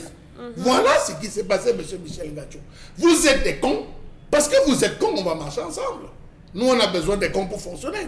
Rappelez-vous, M. Michel Ngacho, après la présidentielle de 2018, où le ministre Atangandi était venu à Douala et organisé au Parc Vita une campagne, vous vous souvenez, une campagne musclée. C'était avec le même président. Hein? C'était avec le même président. Hein? C'est lui qui disait « Oyez, oyez, oyez ». Après que l'élection soit passée, 2 semaines ou un mois, 2 mois après, quand on a commencé avec les répressions sur les Bensikina, vous vous rappelez, on ne savait pas que c'est comme ça qu'ils allaient faire. On ne savait pas qu'ils devaient nous faire comme ça. Ils nous ont trompés, ils nous ont fait ci. C'est les mêmes. Donc vous allez vous rendre compte que c'est des cons. Je suis désolé. Ils ont joué au con, ils ne se sont pas rendus compte qu'il y a des enjeux. Ce matin encore, M. Michel Ngacho, dans un lycée de la place dont je vais taire le nom, il y a eu un Bensikina qui a voulu s'enflammer en disant « Je vais amener les Bensikina ». On a dit que fais attention, tu ne peux pas, parce qu'il est arrivé, on a demandé de payer la pension de l'année passée. Il paye d'abord la pension avant de s'inscrire pour cette année. Il a voulu qu'il a dit « Monsieur, on sait là où vous êtes ». Donc, vous voyez jusqu'où aujourd'hui, ce n'est pas pour dire qu'on devrait véritablement inscrire les Bensikina dans la logique du désordre, mais les Bensikina devraient être ceux-là qui devaient dire aux autorités administratives, nous sommes fatigués de faire le Bensikine. Nous sommes exposés à des problèmes pulmonaires. Nous sommes exposés à des problèmes de Renault à travers la position sur la moto. Nous avons des compétences, nous avons des diplômes, nous sommes des personnes qualifiées, on a besoin de travail. Arrêtez de nous appeler de faire ci. Permettez-nous, nous aussi, de pouvoir goûter aux fruits du miel. Ce langage, donné de manière directe à ces différentes personnes, vous aurez compris. Mais étant donné que c'est le gombo, parce que vous allez voir, ces présidents qui sont allés, on leur a donné l'argent de rentrer partagé aux autres membres de l'association, ont-ils déclaré? Vous entendrez d'ici là, ce n'est que la suite, la première phase de l'affaire. C'est bien dommage, madame, monsieur. Karine Sontia, vraiment en un trait, comment vous appréciez ce geste-là?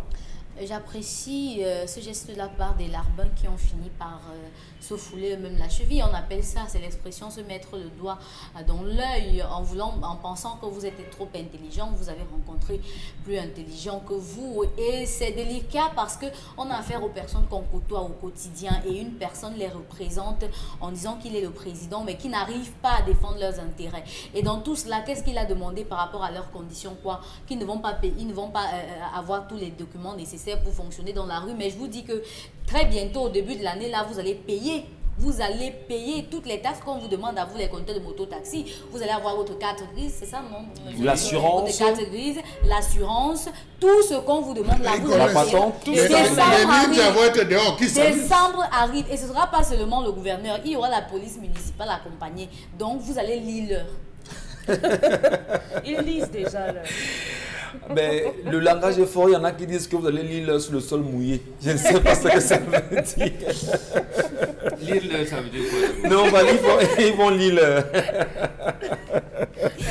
Ça n'existait pas. Non, la jeunesse, vous savez, le Cameroun a la capacité justement à créer de très belles expressions et c'est l'expression qui a le vent en poupe en ce moment. Vous allez lire sur le sol mouillé. Merci beaucoup.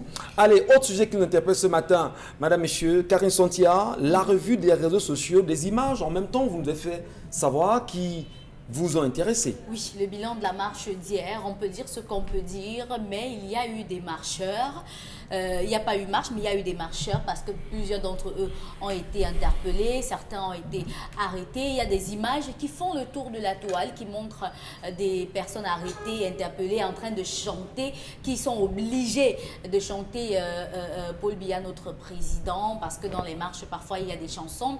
Il y a un policier qui fait une vidéo dans laquelle il est très content d'avoir fait cette capture-là. Il y a d'autres images sur la toile qui montrent des gens qui sont en train de fuir la police, de fuir la police, qui verse de l'eau, vous appelez ça de l'eau quoi? De l'eau de Mami Wata sur les gens, qui jettent du gaz lacrymogène sur les manifestants. On voit bien que c'est la débandade totale entre ceux qui sont fuis, ceux qui étaient seulement là à moto et autres. Il y a même des images des arrestations, certaines personnes qui ont été arrêtées, brutalisées au carrefour d'Okoti, qui font aussi le tour de la toile depuis hier. Maintenant, il y a eu marche ou pas, il y a eu des marcheurs quand même. Allez, c'est des images qui font le tour de la toile, madame, messieurs. Depuis hier soir, vous le savez, il y a des milliers, justement, de captures d'écran. Et on le sait très bien, les images qui sont en ce moment visibles, on le fait savoir quand même, c'est dans le sud. Hein. Je me trompe. Oui, avec Maman Pilon. Oui. La dame qui est là-bas, on l'appelle Maman Pilon. Et c'est dans le sud. Alors, malheureusement pour le jeune policier qui est en vue, aujourd'hui, il est devenu la cible des Camerounais qui veulent, comme on aime le dire, on a envie de le manger véritablement. Est-ce que c'est pas dangereux de s'exposer comme ça lorsqu'on est force de maintien de l'ordre? Monsieur Michel Ngatou, je pense qu'il devrait être d'abord radié du corps de la police. Pourquoi? Parce que des opérations, et là vous voyez, il est en cagoule, il est censé être en cagoule, il a volontairement, il n'était pas en faim, il a enlevé lui-même sa cagoule pour démontrer son visage.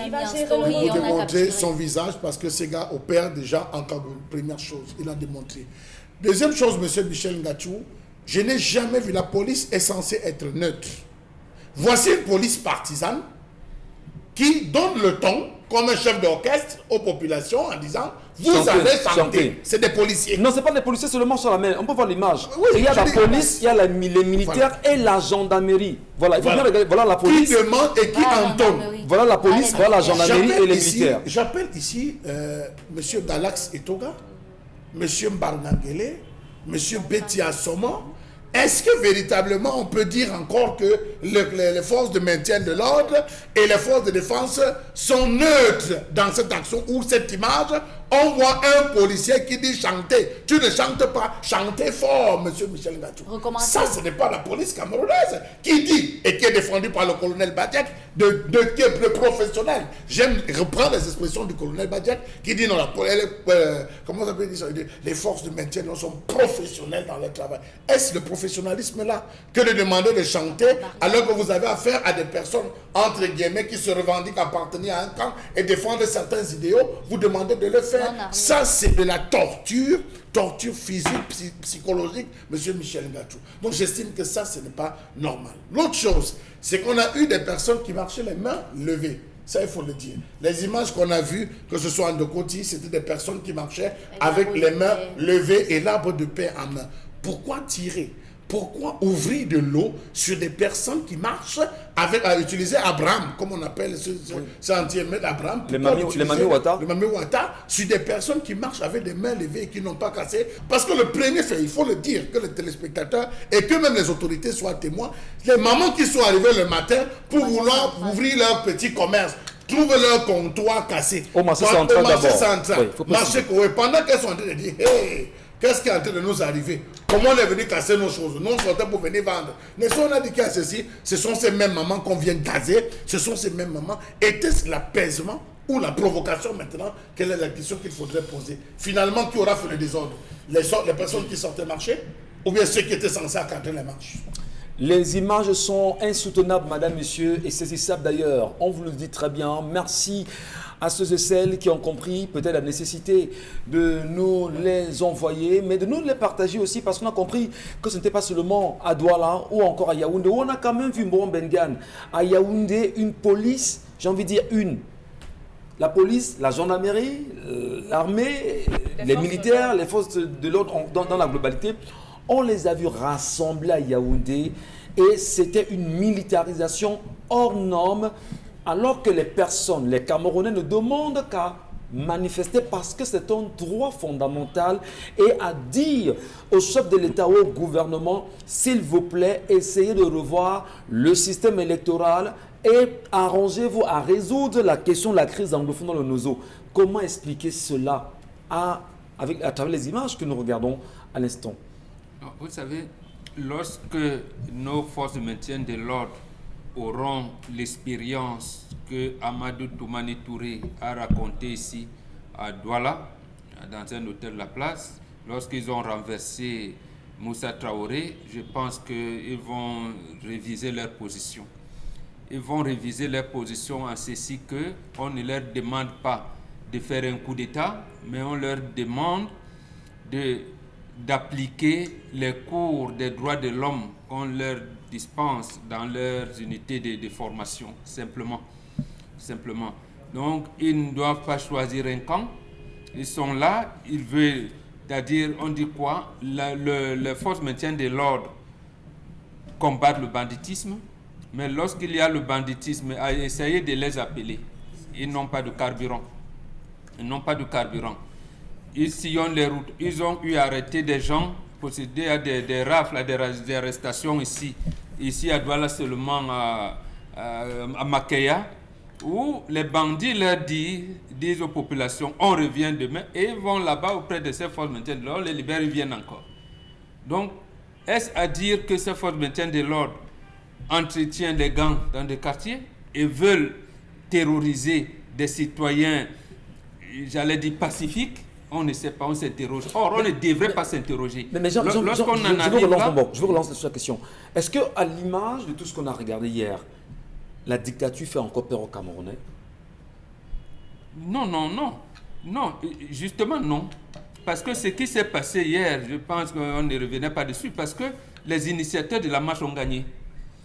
Les Camerounais ont vaincu la peur. Maintenant, ils savent, dans l'analyse des forces en présence, ils avaient à résoudre l'équation, par exemple, devons-nous transformer notre corps humain en chair à canon, ou alors essayer quand même de dire à ces forces de maintien de l'ordre que non, vous-même ça vous concerne. Je pense qu'ils ont pris l'option de dire vous-même ça vous concerne. Donc la prochaine étape sera déterminante, ou alors les prochaines étapes seront déterminantes. La première étape, c'est seulement pour prendre l'atmosphère et repréciser les choses.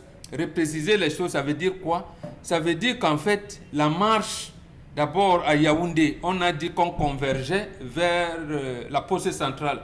Je ne pense pas que le président de la République réside à la poste centrale où on viendrait le déloger. Donc c'était une marche d'indignation, ne peut pour dire nous ne voulons plus ce qui se passe là. Le Nozo, le code électoral et un certain nombre d'autres choses. Donc, en fait, si nous avons vraiment les forces de maintien de l'ordre républicain, ils vont se rendre donc compte que leur hiérarchie ne leur est pas dit la vérité. Ça veut dire qu'on ne venait pas pour faire un coup d'État. On ne venait pas. Les marches, ce n'était pas pour faire un coup d'État. Ce n'était pas une insurrection populaire pour renverser le régime. C'était un moment de conscientisation pour amener le peuple à commencer à prendre les paliers de pouvoir. Cette conscientisation qu'on ne veut pas. Une conscientisation. Donc, cette conscientisation, cette éducation citoyenne qui fait problème aujourd'hui? Oui, absolument. Mais je vous dis, il y a eu une cassure entre 1992 et 2018. Je parle des élections présidentielles. Lorsque, à un moment donné, 1997 et 2004, l'opposition camerounaise n'a pas montré les signes de continuer le combat engagé dans le début des années 90, elle a donné l'image d'avoir trahi le peuple.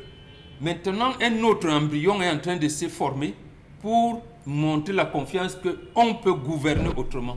Et c'est cet embryon-là qui est en train de se former, qui sera un œuf qui va mûrir et qui va accoucher quelque chose. Et lorsqu'on est agent de maintien de l'ordre, lorsqu'on est policier, lorsqu'on est gendarme, lorsqu'on est également militaire et que l'on s'emploie à avoir une telle barbarie sur les Camerounais qui ne demandent qu'à manifester en réalité parce que c'est leur droit de Camerounais, étant donné que la Constitution l'encadre au Cameroun et que des conventions internationales sont ratifiées par l'État du Cameroun, regardez des policiers, militaires et gendarmes conjointement menacer, torturer, humilier des Camerounais pareillement, n'est-ce pas de nature à davantage remuer le couteau dans la plaie parce que, dit-on, les prochaines manifestations risquent d'être plus sérieuses que ce qu'on a eu hier, Dominique Audrey. C'est clair, Michel Gachou. Thomas Sankara, à son époque, disait qu'un militaire sans formation politique est qu'un criminel en puissance. Et l'on ne devient que ce que l'on connaît. Allez comprendre ce que ça signifie. Il faudrait que nos forces de maintien de l'ordre aient une formation, une bonne formation. En dehors, vous êtes sûr on met ça bien dans la tête? Ils ont une bonne formation. Ça veut donc dire que c'est l'ordre de mission exact des ordres qui sont donnés qui diffèrent, mais ils ont une bonne formation. On ne peut pas douter. La preuve, toute la sous-région vient se former au Cameroun. C'est lorsqu'il s'agit de descendre qu'on leur donne des ordres particuliers. Peut-être au-delà de la formation, il faut quand même au-delà, justement, mettre l'humain au centre de tout intérêt quand même. Mais qu'est-ce qu'explique dans cette attitude-là? Mais la hiérarchie, ils ont, dans les forces de défense et de sécurité, on dit, vous n'obéissez qu'à un seul chef. C'est tout. C'est tout. C'est ça qui en donne ça. Donc, ils ne peuvent pas désobéir aux ordres de la hiérarchie. Ça va même s'il est question des humains en face. Oui, donc, à côté de ça, j'ai envie d'adresser mon respect, parce que j'en ai pour cette maman Pilon, la mère qui dit qu'elle va piler le régime là. Vraiment, j'ai de l'admiration pour cette femme parce qu'elle est vraiment courageuse, elle reste droite dans ses bottes. Peu importe les coups, Michel Gachou, peu importe les seaux d'eau avec le haricot sauvage là-dedans, peu importe les bombes lacrymogènes qu'on va lancer, Thomas Sankara a encore dit une fois, on peut tuer l'homme, mais on ne peut pas tuer ses idées. Vous les faites chanter aujourd'hui, ayop ayop, tout ce que vous voulez, mais ce n'est que de la bouche, parce que même la Bible le dit. Ces populations, ce peuple ne me prie que du bout des lèvres, mais dans le cœur, ce n'est pas ça. Donc, vous aurez beau les faire danser même sur cette musique. Au fond, ce ne sera pas ça. S'il y a autre chose, ces personnes ressortiront encore et vous serez las de les faire chanter. Au-delà justement de ce que vous dites, il y a l'image justement de Maman Pilon à même le sol, humiliée, bastonnée, gazée. Elle pourrait être leur mère. Et comment expliquer ça? Parce que c'est la Camerounaise qui est humiliée et qui aujourd'hui est montrée en Mondovision. Ouais. Comment dira-t-on demain que les Camerounais eux-mêmes ne font rien pour sauvegarder la belle image du Cameroun? Lorsque c'est la femme qui est celle qui porte la vie, justement Karine Santia, et qui est au devant des revendications.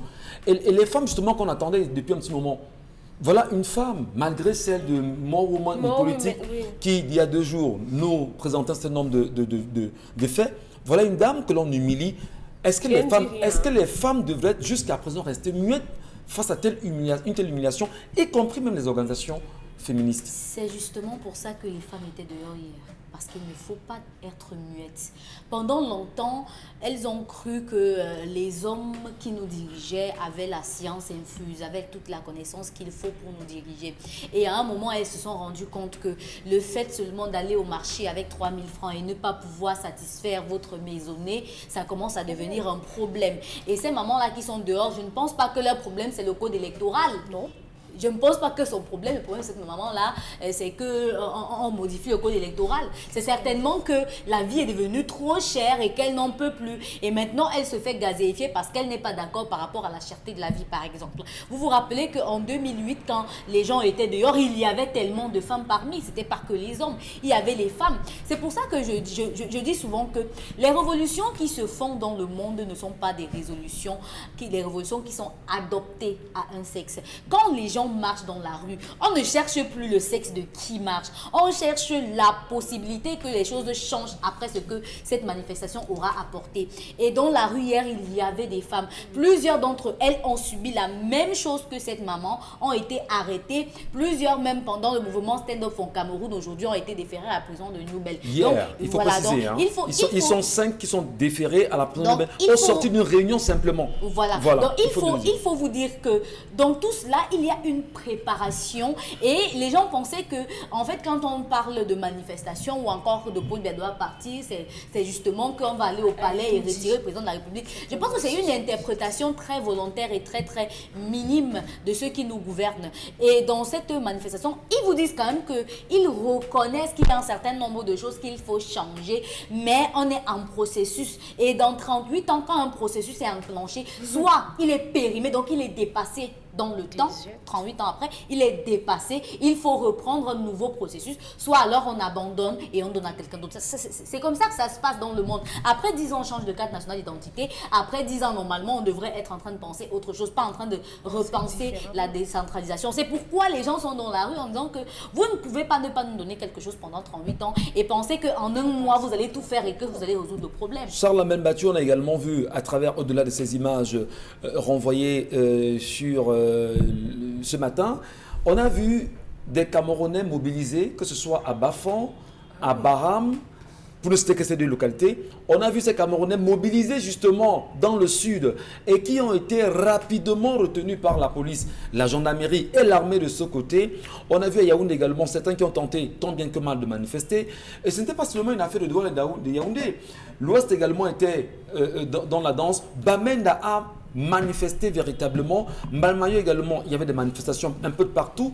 Est-ce qu'on peut dire aujourd'hui véritablement que le Camerounais prend conscience et sera déterminé à arracher sa liberté d'une manière ou d'une autre? Alors, il faut dire que deux zones m'ont étrangement surprise. Oui. La première zone, c'est Bafang. C'est Bafang qui m'a étonné.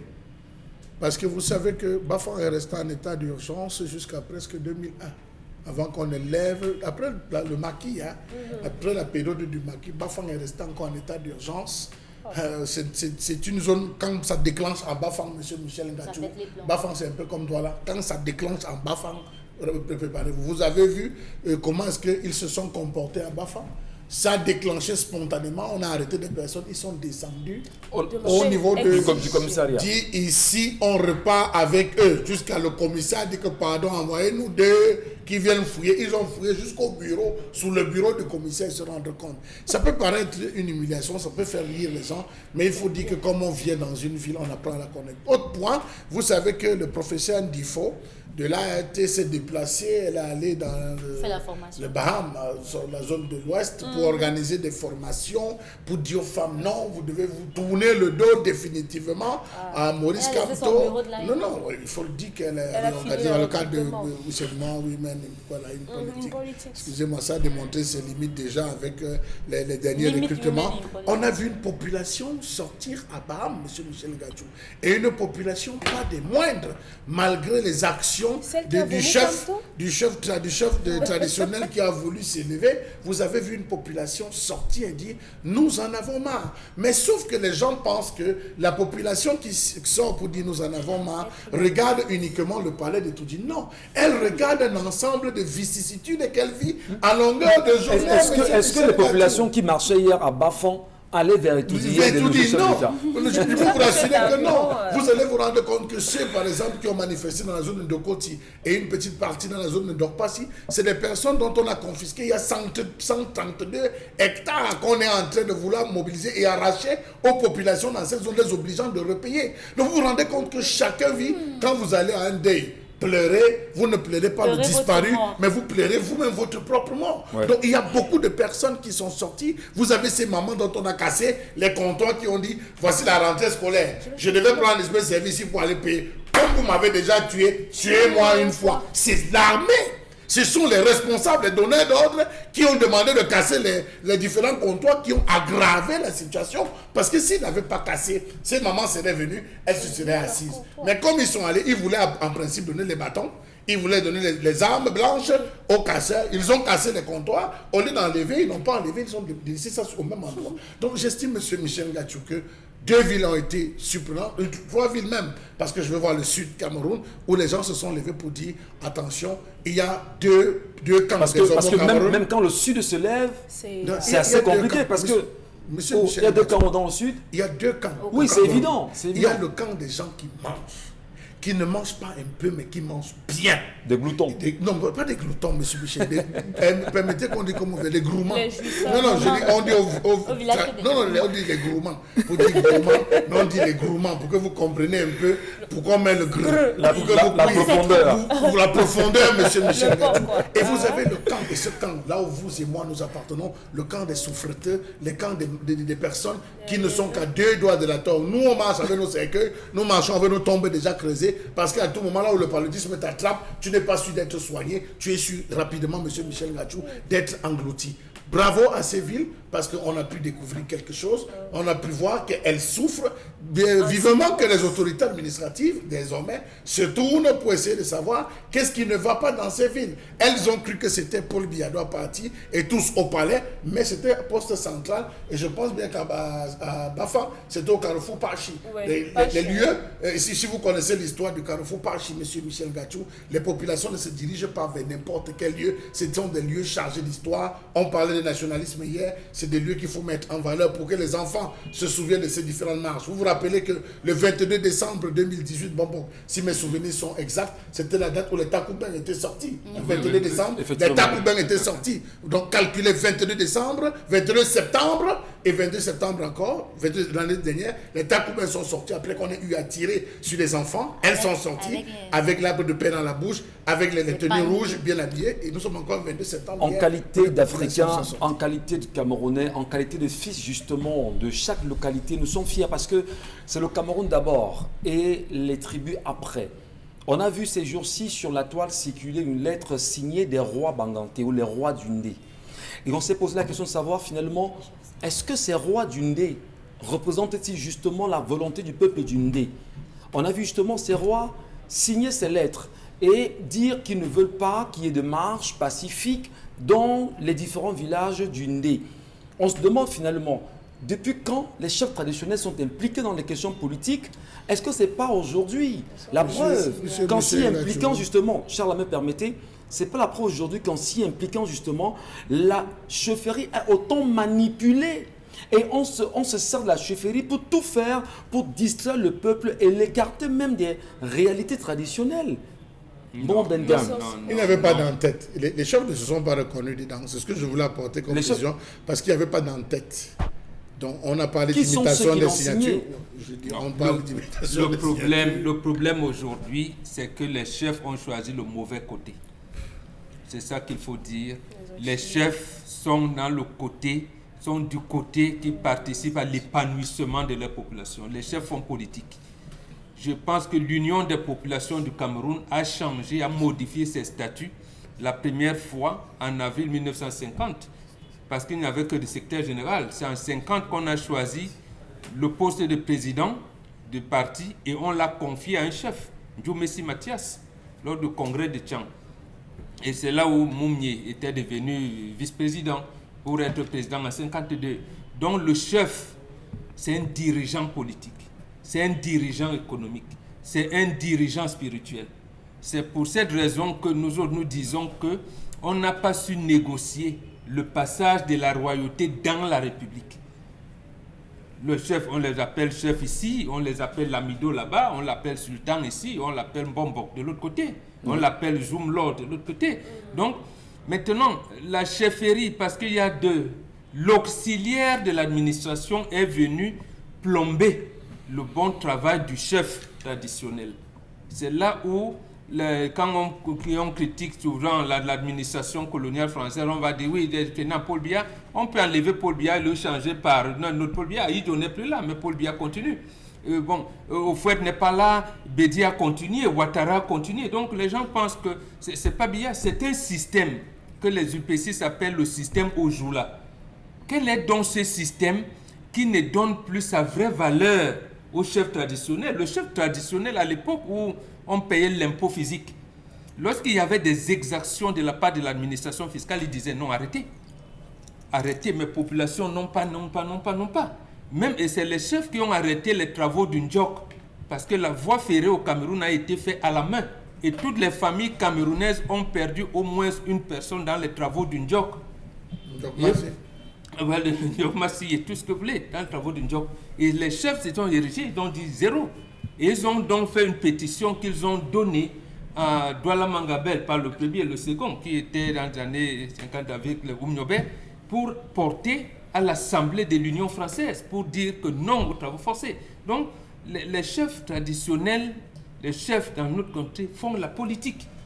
C'est les chefs politiques, ils peuvent même dire boycott à l'élection, ils peuvent dire voter tel et pas tel. Parce que quand il a deux fils, les deux fils doivent venir lui dire que voilà le projet que j'ai, un autre lui dit voilà. Beaucoup sont manipulés, mon Bengan. Mais je dis parce que, oui, beaucoup sont manipulés. C'est là où nous continuons. Quand on a un chef traditionnel, on a des élites de village, on a une élite qui vient manipuler le chef contre une telle autre, et c'est des guerres qui sont créées.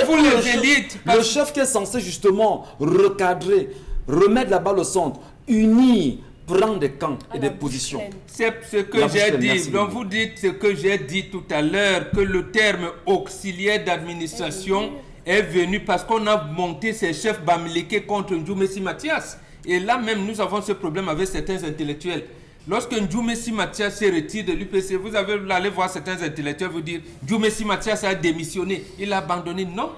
Quand Ndjoumessi Mathias fait un repli stratégique, justement parce qu'on brûlait les chefferies bamileke, comment les protéger? Et c'est lui qui a donné son fils, qui avait un nom de consonance Sawa, mais en fait qui s'appelait Kameni. Abel Kingé, c'est parce que l'officier Tajbil avait mal, c'est pour ça qu'il le choisit. Pour lui dire représente-moi. Et vous allez vous rendre compte que toutes les quatre, c'est-à-dire les deux bamileke choisis par la chefferie bamileke n'ont pas trahi. Wanje était le dernier. Il pouvait bien négocier avec Aïdjo, il a refusé. Merci Momba. De l'autre côté, le Bamoun qu'on appelle Moumié. Aucun des quatre, personne n'a trahi la lutte. Merci beaucoup mon Mengan. Madame, Messieurs, nous allons nous quitter à l'instant sur cette antenne, tout en vous laissant le soin d'encadrer le pays qui est le nôtre, tout en vous rappelant que demain, c'est demain. Et demain se construit aujourd'hui. Pour construire demain, il faudrait justement que nous ayons le sens de l'unanimité, le vivre ensemble. Et le vivre ensemble également voudrait que nous pensions ensemble, mais que nous ne cassons rien, que nous ne détruisons rien, que nous restons justement dans une idée de paix. Je vous en prie. Bonne journée et à demain.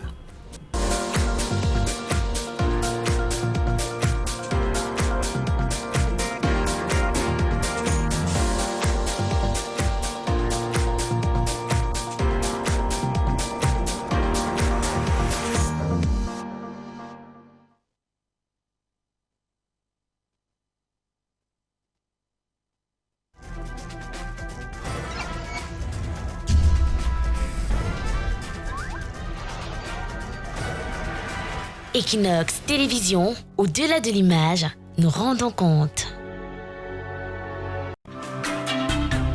De lundi à vendredi sur Equinox Télévision. De lundi à vendredi sur Equinox Télévision. Mon ami, je l'ai posé. Oui, nous sommes. Mais nous avons un problème de vision. Vous comprenez? Et il me donne chaque fois l'opportunité de lui contrecarrer. Dans un Cameroun qui ne finit pas de bouger, dans un Cameroun qui se complexifie et sans parti pris. Ils sont hommes politiques, hommes de science. Nous, on condamne, n'est-ce pas, avec toute l'énergie, l'assassinat, n'est-ce pas, de ces personnes. Ou même l'assassinat d'un militaire, ou même d'un ambassadeur. Oui, vous comprenez. Vous comprenez. Comme le maire de... Oui, we condemn. Nobody wants anybody to die. Merci beaucoup. So, but what I want us to note this evening is that I made it clear that maybe the top of the military, they can understand international humanitarian law. Ils vous donnent rendez-vous tous les soirs pour mieux comprendre les enjeux de l'heure. Equinox Soir, c'est 2 heures de décryptage quotidien et en direct de l'actualité. Equinox Soir, c'est 4 invités, une thématique, un modérateur. C'est Jalan Autou sur Equinox Télévision. L'Europe vient de